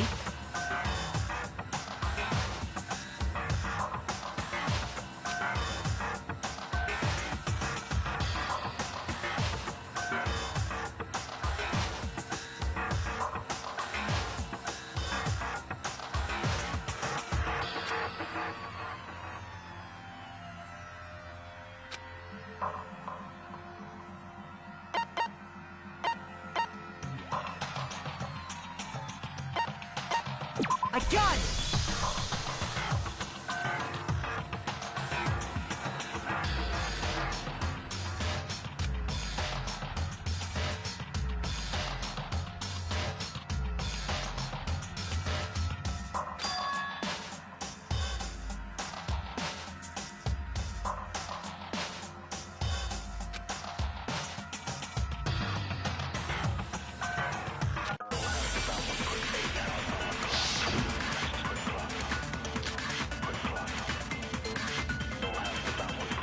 Isn't there a single clue that might lead us to who did it? Well, clues are one thing, but did nobody get a look at the killer? I'm sure if someone saw the killer, they would have said something by now. Perhaps someone saw the victim at some point. Even that might be enough for now. Yeah. All we need right now is any kind of new info. It's over. It's all over. You want to know who saw the victim? The killer! And only... No, that's wrong!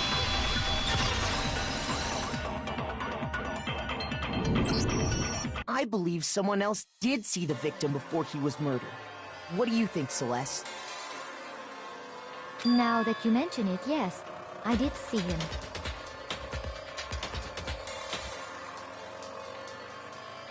Huh? Really?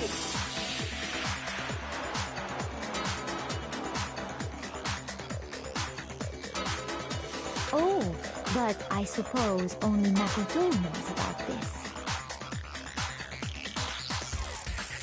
The rest of you had no idea, did you? That is why you're all making such... Whatever! Just hurry up and tell us!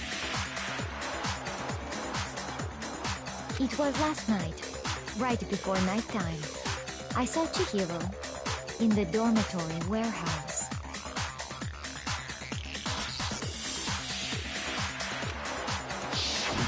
I saw him stuffing a track jacket into a duffel bag.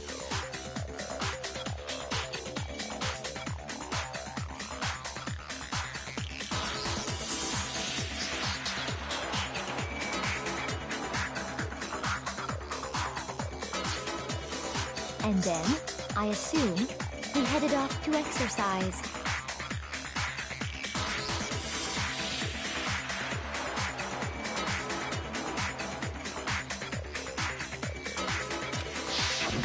A track jacket and a duffel bag. But we didn't find anything like that at the murder scene. It seems likely that the culprit destroyed them to get rid of any evidence. And that is when he said something that struck me as rather odd.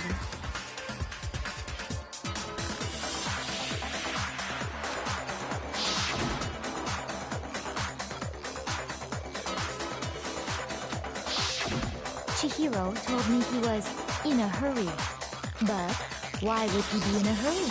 Only so Mr. Fujisaki was on his way. But Hina and I had invited him to exercise with us plenty. Probably because he was afraid you'd find out the secret he was hiding, right? Which means that conversely, he must have trusted whoever he was meeting with very much. Enough so that he was willing to risk his secret being revealed. Woohoo! What a marvelous friendship! The point is, whoever he met up with is the culprit, right? So we just gotta But knowing what we know, I can't even guess. No. You already have what you need to make the connection. Huh? You know who the killer is. Seriously? Who is it? Who's the killer? Think back to the track jacket and duffel bag the killer disposed of. Focus on the details of these items, and it should... Are you sure about that? You really think we can figure out who did it based on two pieces of evidence that we don't have? What? You want to track down some fingerprints or something?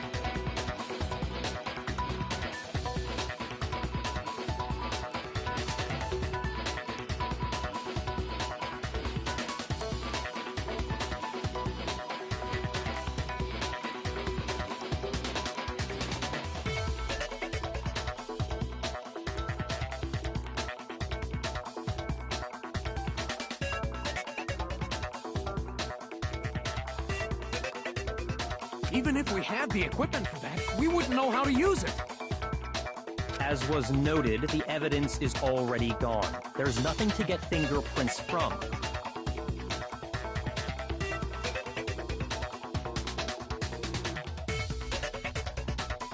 Maybe, but we can make certain inferences if we just take the time to talk it out.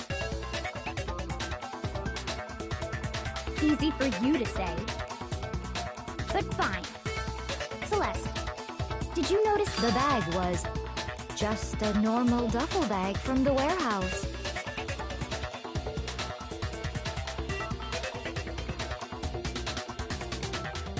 All the bags in there are the same, so I can't imagine what would make that one special.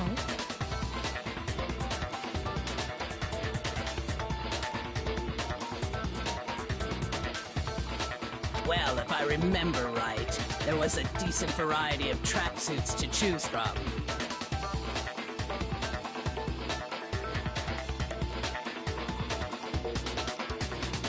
Do you think there might be some connection between the... Perhaps. Let's explore that and talk a bit more about the jacket he took.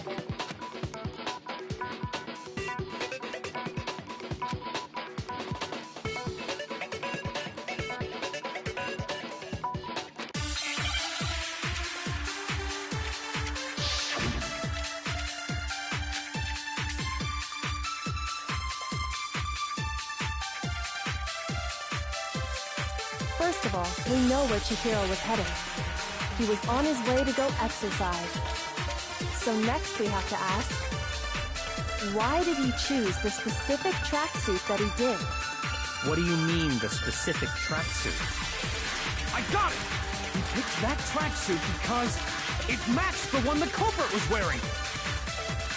So, what you're saying is, the killer was wearing the same blue tracksuit as him? No, he's wrong!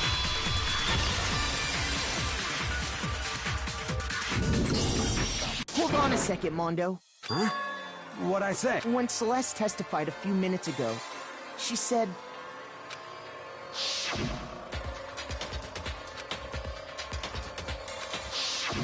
She never said anything about the jacket's color. So why did you say Chihiro's blue tracksuit? What are you... You just... Hey, Celeste. What color was Chihiro's tracksuit? As a matter of fact, and before we began the trial, the only one I told about it. Then, Mondo, how did you know what color Chihiro's... Because I just... I'm sure he saw the clothes at some point in the investigation.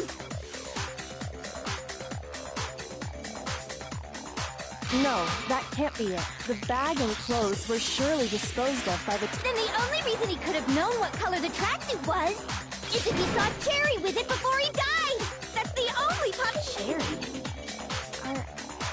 Are you talking about Chihiro? So, how about it? Did you see the Just by chance. I just happened to see it last night. He walked past me, and he was carrying the tracksuit in his hands.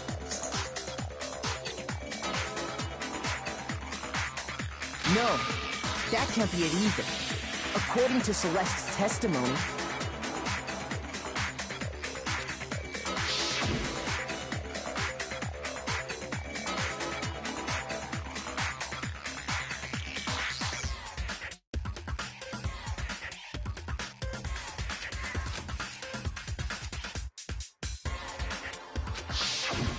When Celeste noticed it, Chihiro made a point of making sure the jacket was... If you just ran into him briefly, you couldn't...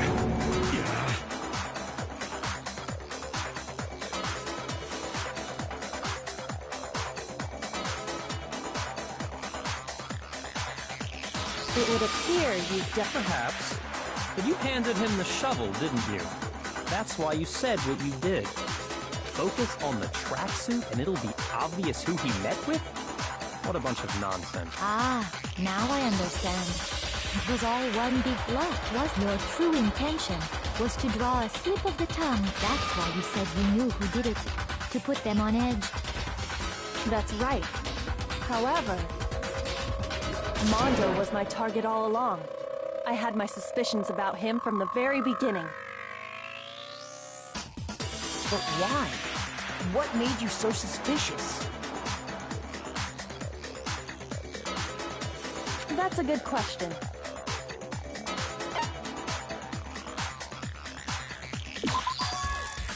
There was a certain turning point that tipped me off. Maybe you didn't notice it, Mondo, but you tend to refer to men and women differently. You only call guys dude. For girls, it's chick. And after he was killed, you happened to refer to him as dude. Once I picked up on that... You notice such a tiny detail? Are you a witch? She's a witch! You're positively frightful! No, I'm not the frightful one. Not nearly as frightful as someone capable of murdering a friend. Mondo, was it really you?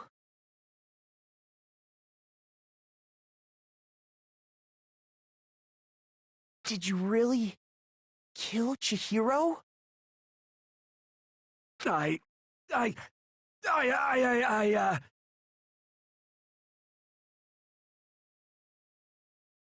didn't kill anyone! You've been all over me, judging everything I say, putting words in my mouth. What gives you the right to treat me like a goddamn criminal? Yeah! He would never do something like that! This is a false accusation! It's true. My reasoning on that is pretty shaky. That was fast. Well, this does present us with a problem. It seems we are all out of leads. My time has nearly come. That's what my little ghost friend is telling me. Oh yeah, that reminds me. Hifumi, weren't you telling me you found some evidence? Really? What kind of evidence? Actually, no. Now that I'm thinking about it... Jeez, does your confidence just get up and walk away? It's fine. fine, man. Just tell us. If you really insist, then... Here it is. What do you have there? It happens to be an e-handbook. I found it laying on the ground, so I scooped it up. I got it! We know Chihiro's handbook was missing from the scene of the crime, right? For a fact. For a fact indeed. I was totally sure I'd found it. Then it must hold some clue about the culprit, right? Well, that's what I was hoping. But it's busted. It won't even turn on. I imagine the culprit broke it to get rid of any evidence after the murder. That's odd. I didn't think the handbooks were quite so fragile. You're right. They're not. They're totally waterproof and shock resistant. It would take an awful lot to break one. And yet, this one does appear to be broken, as is Leon's, sitting useless in the main hall.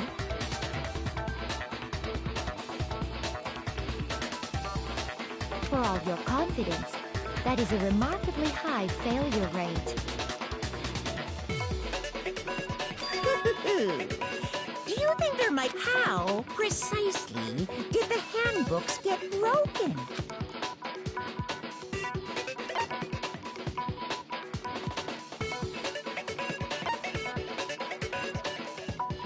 I got it! You already told us before that the handbook has one weak point, didn't you? Yeah! You remember that? Sure, maybe I let that slip, but I never told anyone what the weak point actually was. But if the handbook is supposed to never break, and two of them broke in quick succession, then we can only assume that someone's figured out its weakness. You know what the weakness is, right, Monokuma? So, what is it? You're asking me? I think it's a necessary piece of information if you want this to be a fair trial. But if I tell you, and someone else decides to copy it, that would be very not good. Just tell us already! Why would we want to break our own handbooks? Oh well, I have a weakness for pushy demands. But you're sure you won't follow their example? Then allow me to make a special announcement. The weak point of my cutting-edge e-handbook is... When it's exposed to high temperatures for too long, it will suffer a meltdown and totally break! I flippin' knew it! You knew it? Yeah, because I found the handbook laying on the floor of the sauna. The temperature in the sauna can reach over 200 degrees. It's because as your sweat evaporates, it creates a cooling layer of air around your skin. If the hot air of the sauna were somehow pushed directly onto your skin, you'd definitely get fried. That layer of air would get blown away. That's why you may feel a burning when you move around. So when you're in a sauna, make sure to keep nice and still. Interesting. I learned one new fact today. That is a mere trifling speck of knowledge. Anyway, if you found the victim's handbook in the sauna, then the killer must have been purposely trying to raise its temperature in order to break it. Meaning the culprit somehow knew its weakness. But how'd they find out? Monokuma said he didn't tell anyone, right? Indeed. Quite the mystery. What if they found out by accident? What do you mean by accident? What if the killer took their own handbook into the sauna, not knowing its weakness, and it broke? They'd realize it was broken, of course, and it wouldn't be hard to figure out why. And once they had Chihiro's handbook, they knew they had an easy way to dispose of it. I won't say it's not possible, but who would have done something like that? I don't know of anyone who took their handbook into the sauna. I might know someone who did. Whoa! Seriously? I think the one who may have taken their handbook into the sauna was...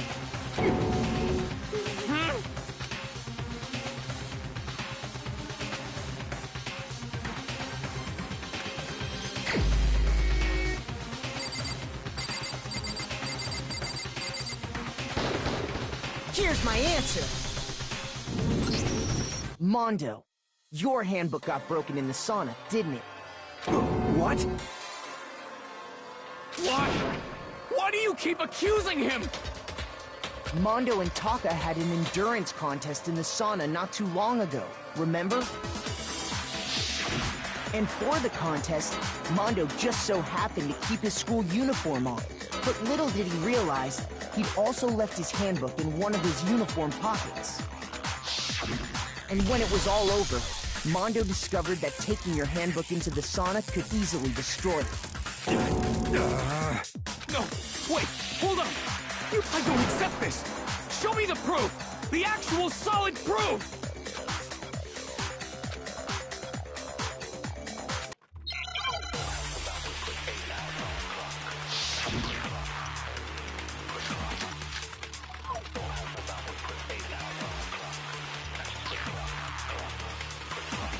Let's test Makoto's assertion.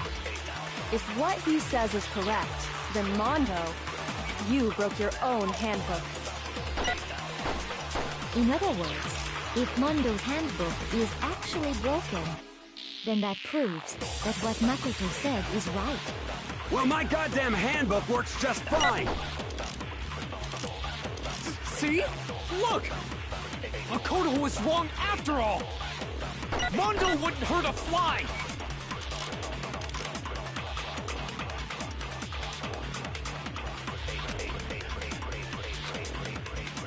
Let's test Makoto's assertion.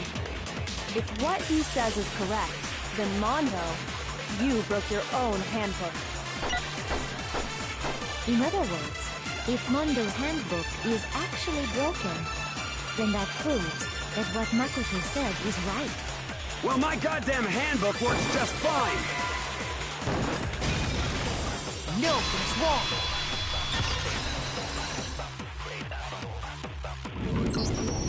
Mondo, the handbook you have right now. The fuck is that supposed to... The broken handbook that was... Isn't that one actually yours? What the heck are you talking about? What I mean is, I think Mondo swapped his handbook out for one that actually works. I think he took Leon's handbook and replaced it with his own. After all, Monokuma said himself that Leon's handbook never should have... That's right! The punishment it suffered... So then, the broken handbook in the main hall, which would mean that the handbook Mondo has right now is actually Leon's, yes? But doesn't that violate the school regulation that says loaning out your handbook is prohibited? Well, here's how I look at it. There is a rule about loaning your handbook to another student, but if they're dead, they're not a student. It's kind of a gray area, I admit, but as such, I decree that exchanging handbooks with a corpse... Well, Mondo, if I'm wrong about this, you're welcome to say so. I'm happy to admit I made a mistake, but... Son of a bitch! What's wrong, bro? Come on! Tell him he's wrong! You are wrong! You have to be wrong! Everything you just said is wrong! You made it all up! Okay, then why don't we look back on this case one more time, from the beginning? That way, everything will become clear, and we'll all see if I was right or wrong.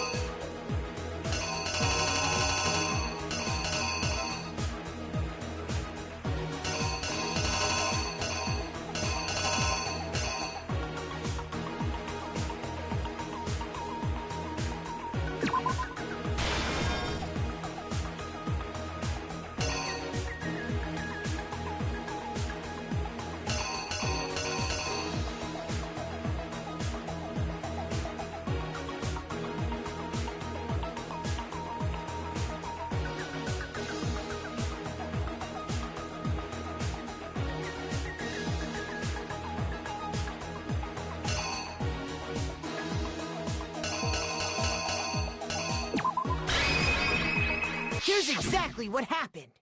First, let's take a look back to before. Last night, Celeste saw Chihiro in the warehouse, correct? At the time, she was apparently stuffing something. That something was a blue tracksuit. You can confirm this, right, Celeste?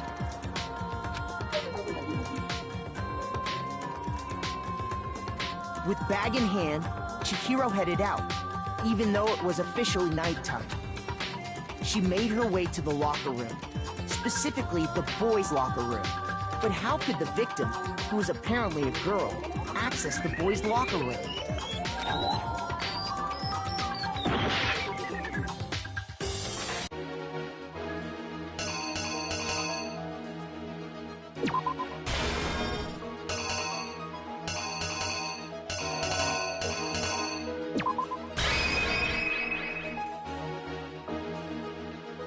The killer is you! With bag in hand, she made her way. But how could the... Simple. Because she was really a he.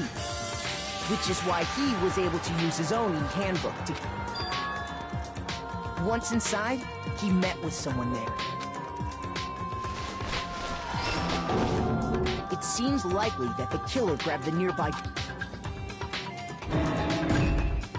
and attacked him. And that's where the bloodstains on the poster and carpeting in the boys' locker room came from.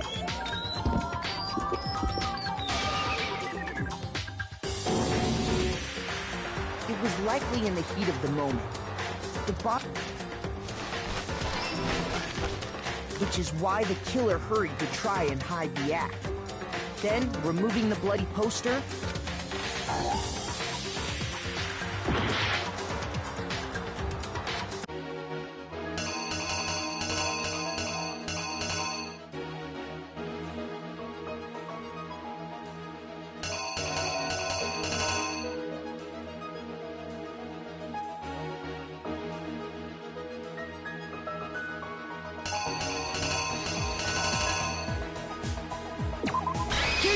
exactly what happened. Which is why the killer hurried, then removed...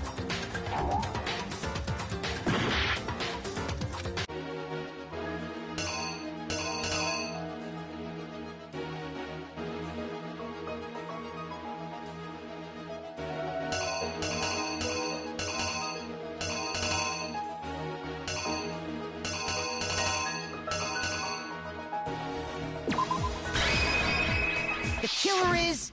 you! Which is why the killer hurried to try and hide the act. Then, removing the...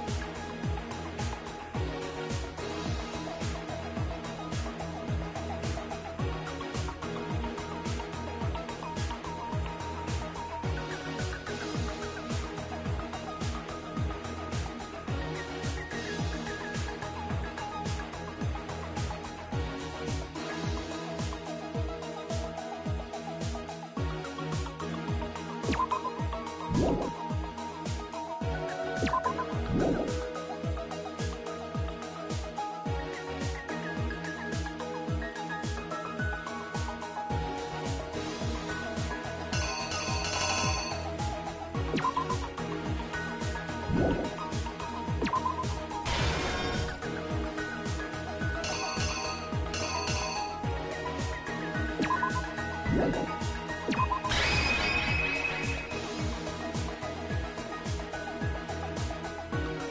killer is you! Which is why the killer hurried to try it, then removing and finally carrying the corpse into the girls' locker. A girl's handbook was necessary to get into the locker room, of course, but this alone doesn't prove that the killer was necessarily a girl. After all, Sayaka and Junko's hand using one of those, a boy could get into the girls' locker room without much problem.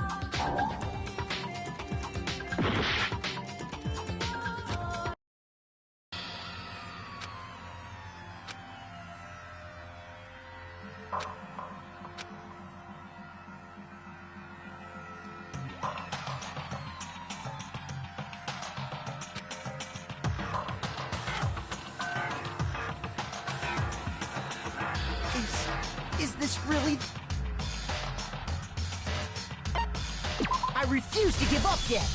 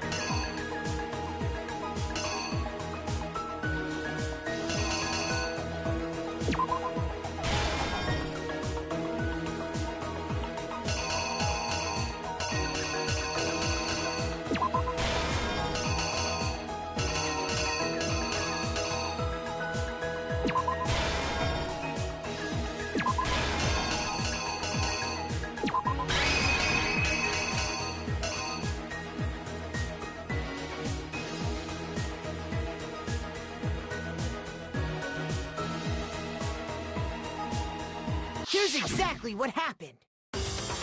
First,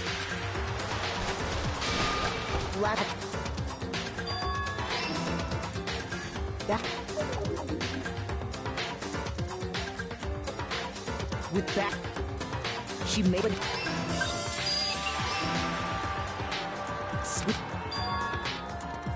Once in... It's... And it... And that...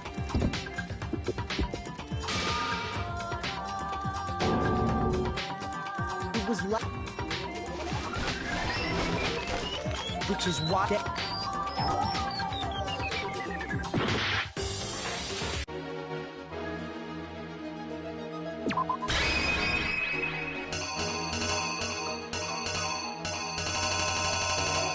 Here's exactly what happened.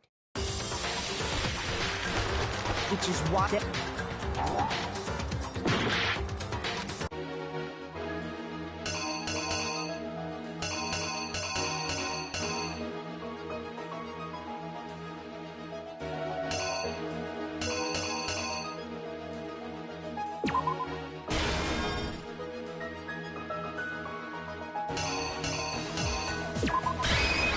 Here's exactly what happened. Which is that...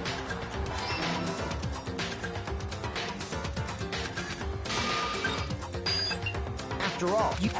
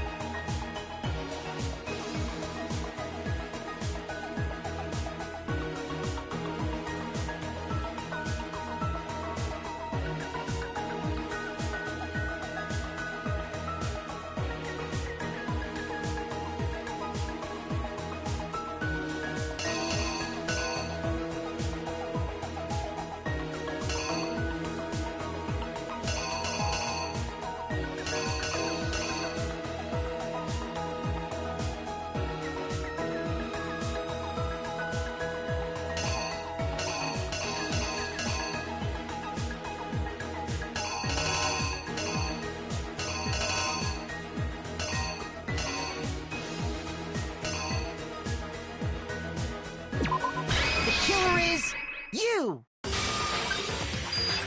After all, using one of those...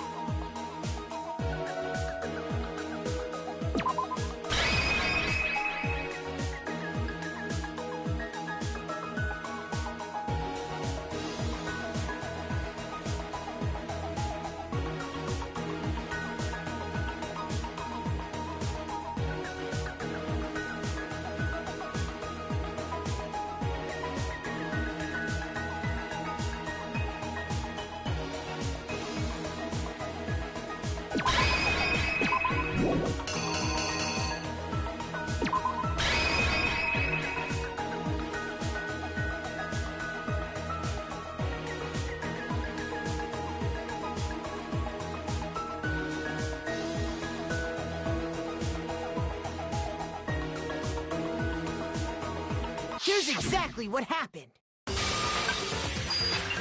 After all, Sayaka and Junko's handbooks had been using one of those. A boy could get into the girls' locker. And that's exactly how the killer did it. With the carpet and the poster they brought with them, they changed the layout of the boys' and girls' locker room in what you might call... That could have been the end of things, but no. Byakuya discovered the body and decided to intervene in the... So, after stumbling, he went and grabbed the extension cord from the library. And then he used the cord to string up Chihiro's lifeless body.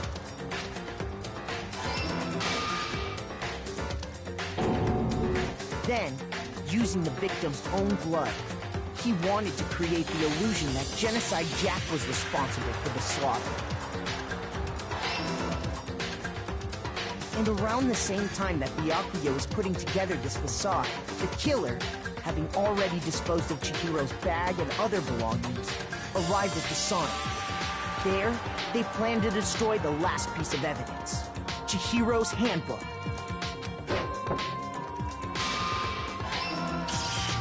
And just as the killer expected, the steamy sauna was enough to ruin the electronic gadget.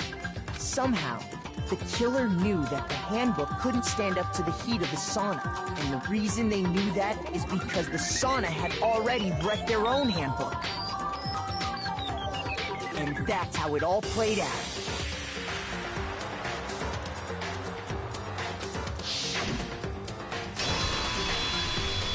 Isn't that right, Mondo Orada?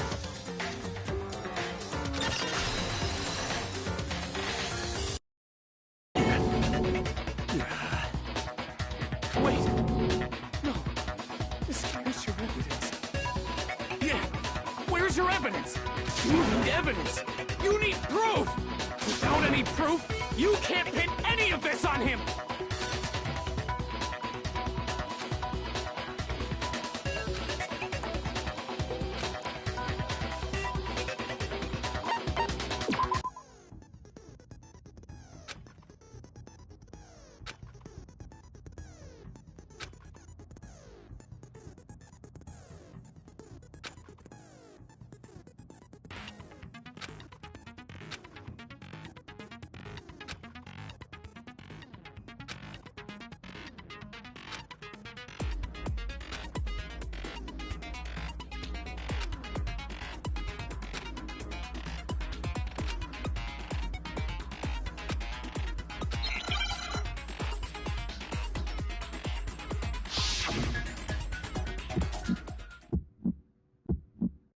Show me some evidence!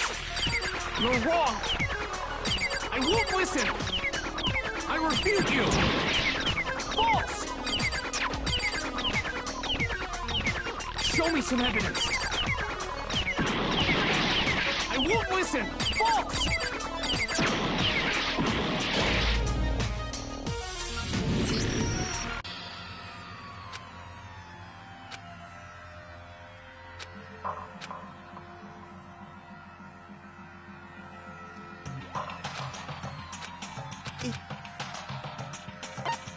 I refuse to give up yet!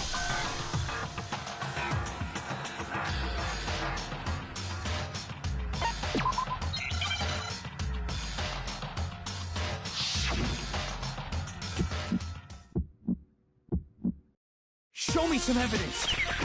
You're wrong! I won't listen! I refute you! False! Show me some evidence! I won't listen! False!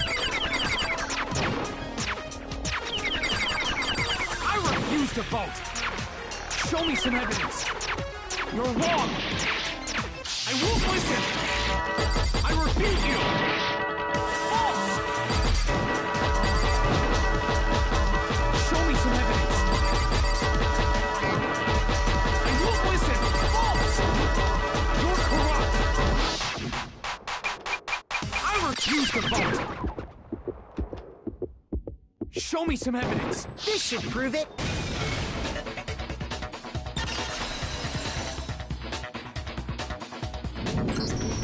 If my thinking so far is right, Mondo must have replaced his broken handbook with Leon's. In which case, we can just check each of our handbooks right now. Once we do that, we'll... We don't gotta do that. Huh? Yeah. I did it. I killed him.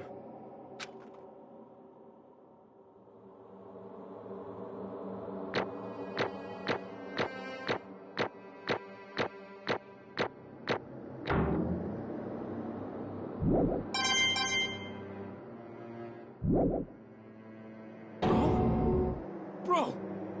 What are you saying? I got no choice, man.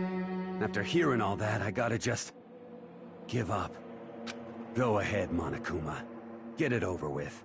Ask for the goddamn verdict. Roger that! Wait! Hold on!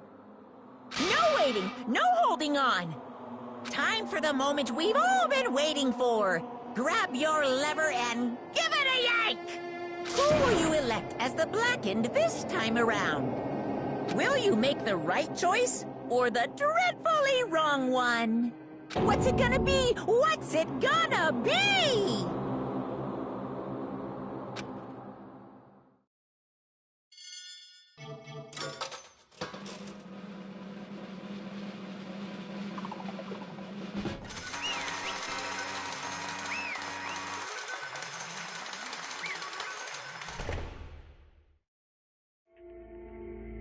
What?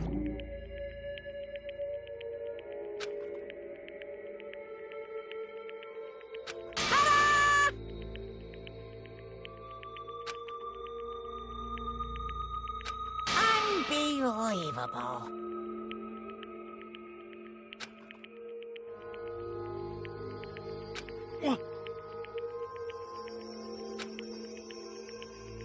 Sorry. What is this?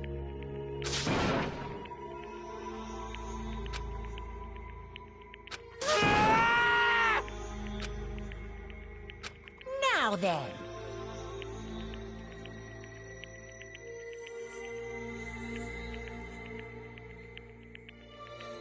Actually... Ha!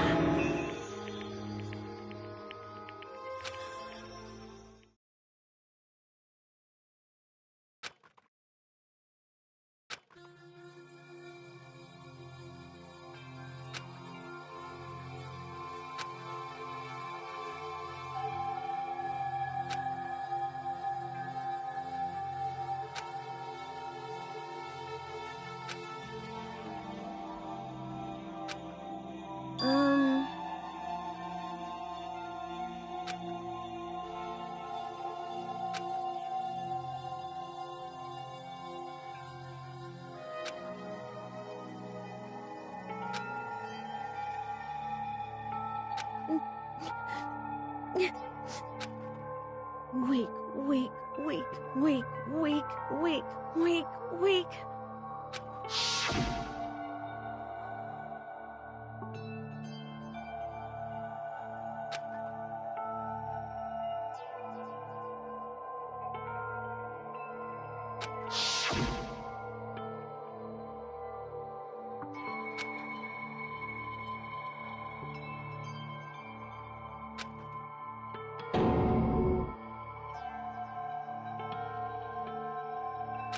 Hey,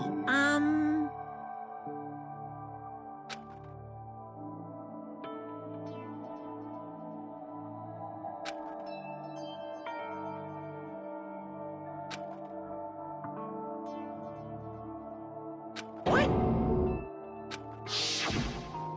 I'm sorry. But...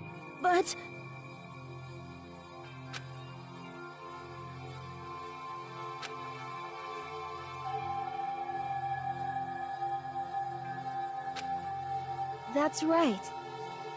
I want to change.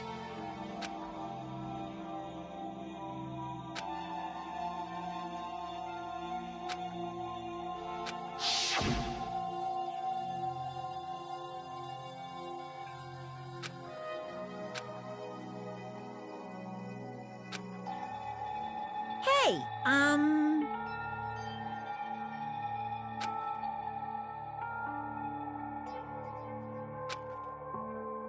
Yeah, that's right.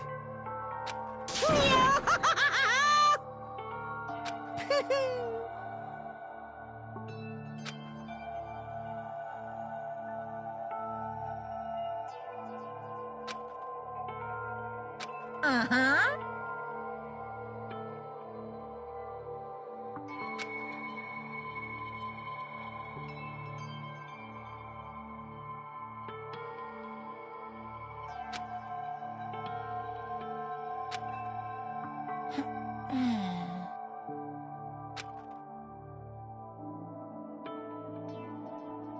Correct.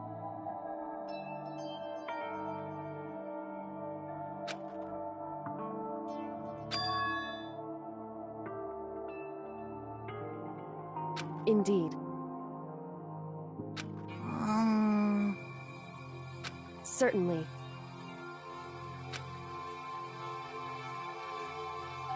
But... Because...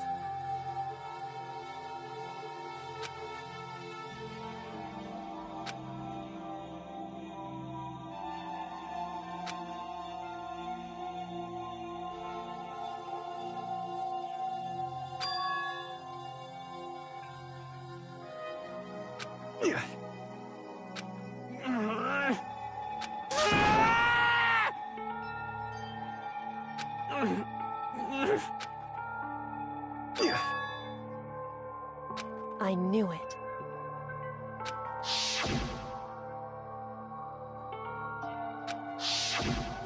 What is this? You're wrong! Don't make me repeat myself.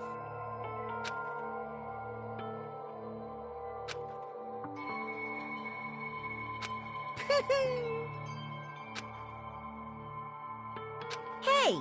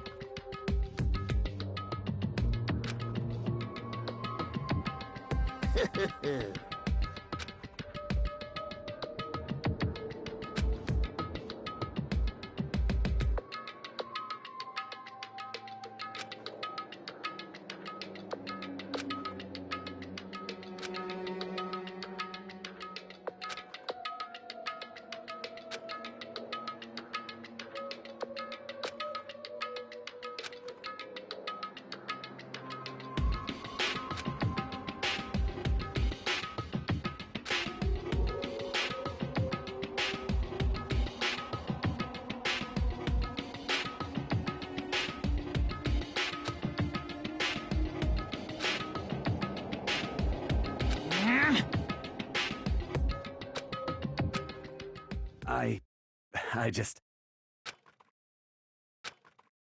Don't fuck with me.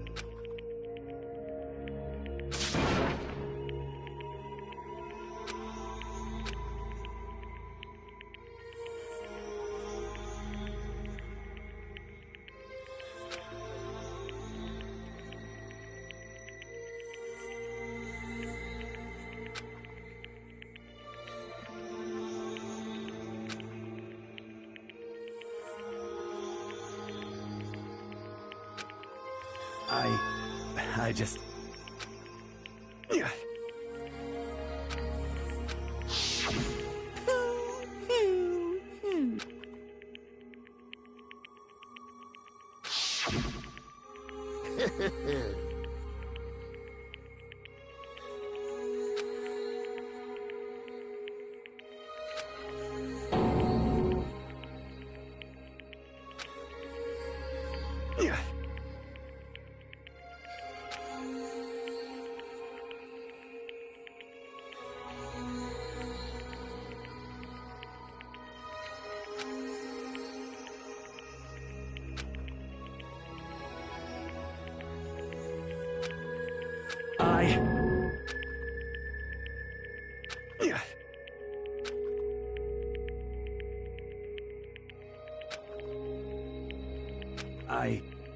I just...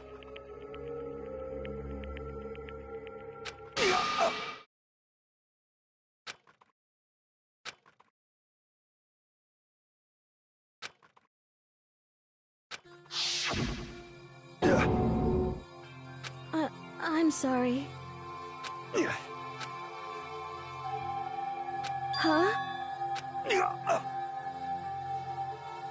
But I want to change.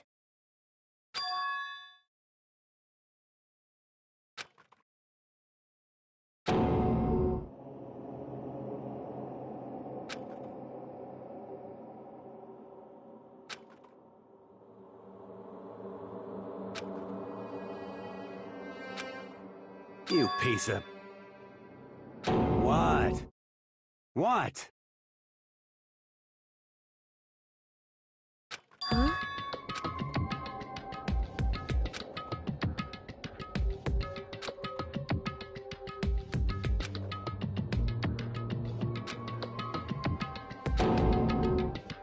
What? No!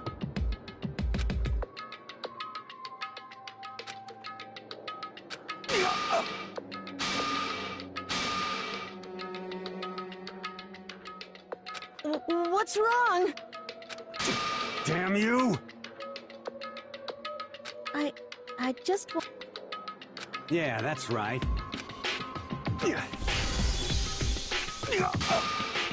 You son of a bitch!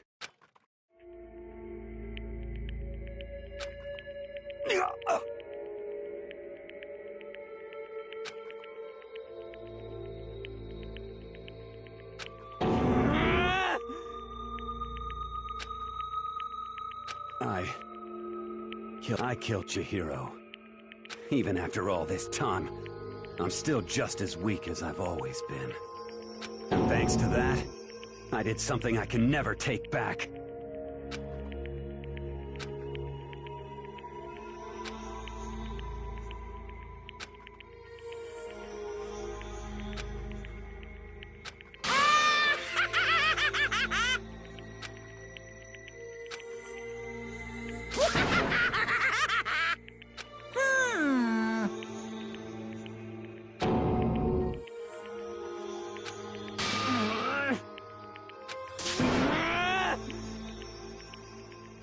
Yep.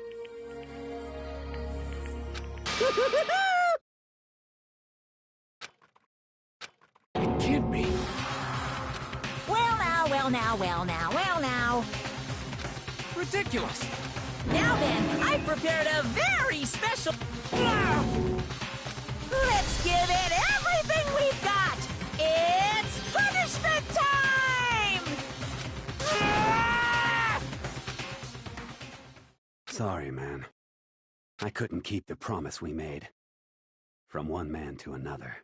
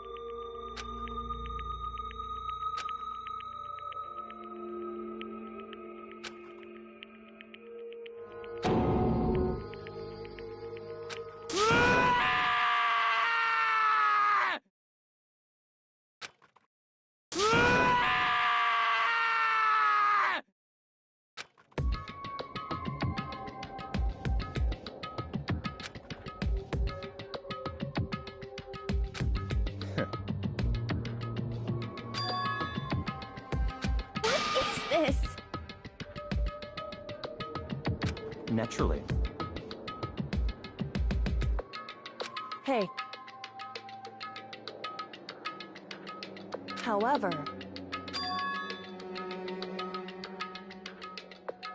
What?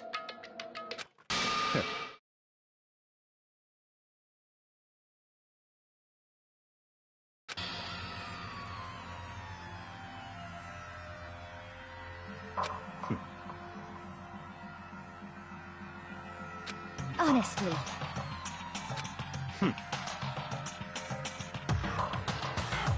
There is nothing to be done.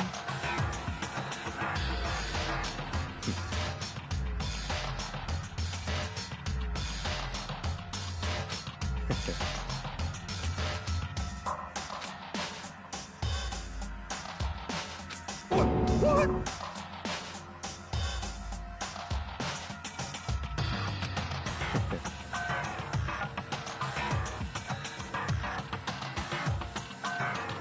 Well...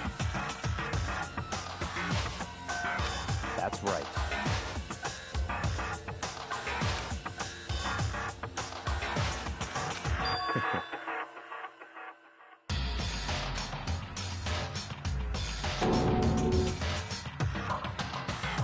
I see.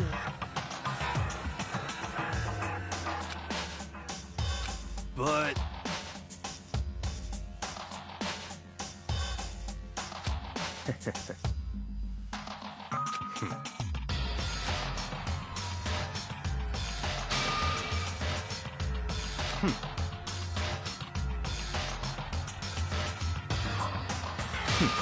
Interesting.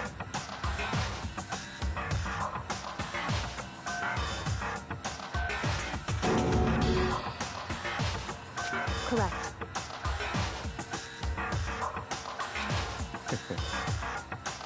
Indeed. Hey. What's this? You...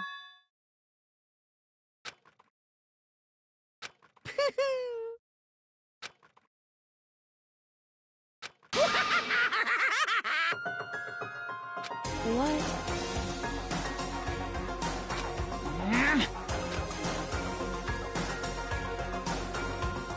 Damn.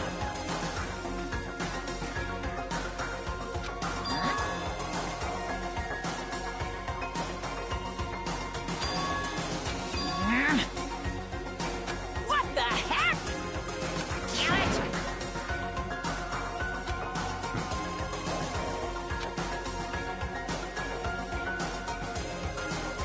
Ooh, how exciting! That's enough.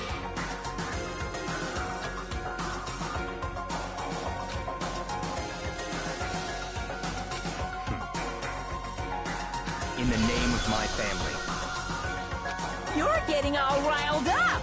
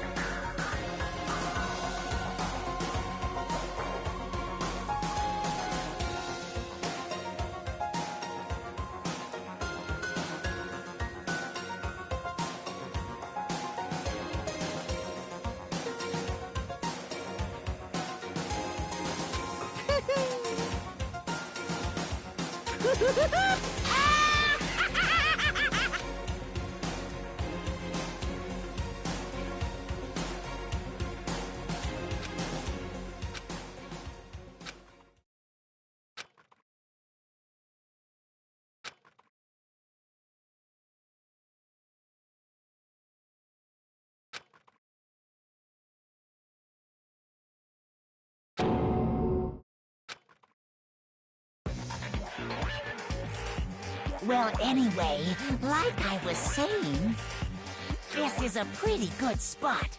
Yeah, a really good spot. Anyway, isn't it amazing how that girl went and killed someone before things even had a chance to get boring? Once things really get moving, It'll be like a roller coaster. There won't be any stopping it. Fear and despair charge forward at a speed nothing can hope to match. But I must admit, I'm disappointed. I went to all the pain and effort of making you part of the group, and you couldn't play your part. You do remember you were supposed to make the first move, right? Well, no biggie. Nothing we can do about it now. So just do your best to make things more exciting from now on, okay? After all, that's what everyone wants to see. As long as you don't want to know my measurements, fire away. Ooh, my, you really took me by surprise there. I know I said you could ask anything, but...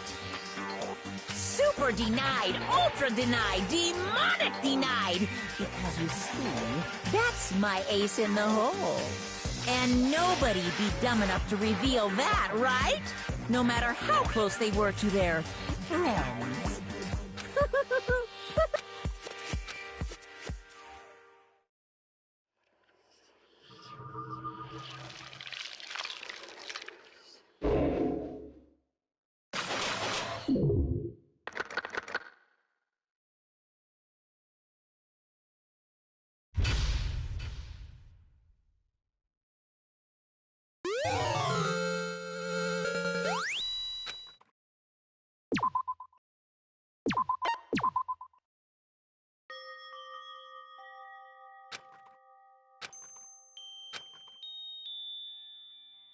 I know I shouldn't cry, but I've had enough. I can't take it anymore. Getting out of here anytime soon, it's impossible. I can't let myself think about how much I want to get out of here. If I keep thinking like that, I might decide to.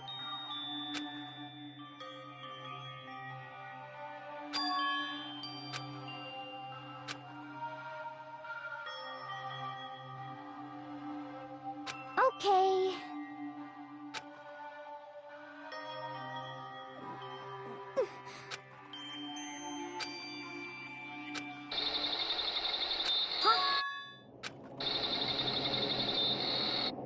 Huh?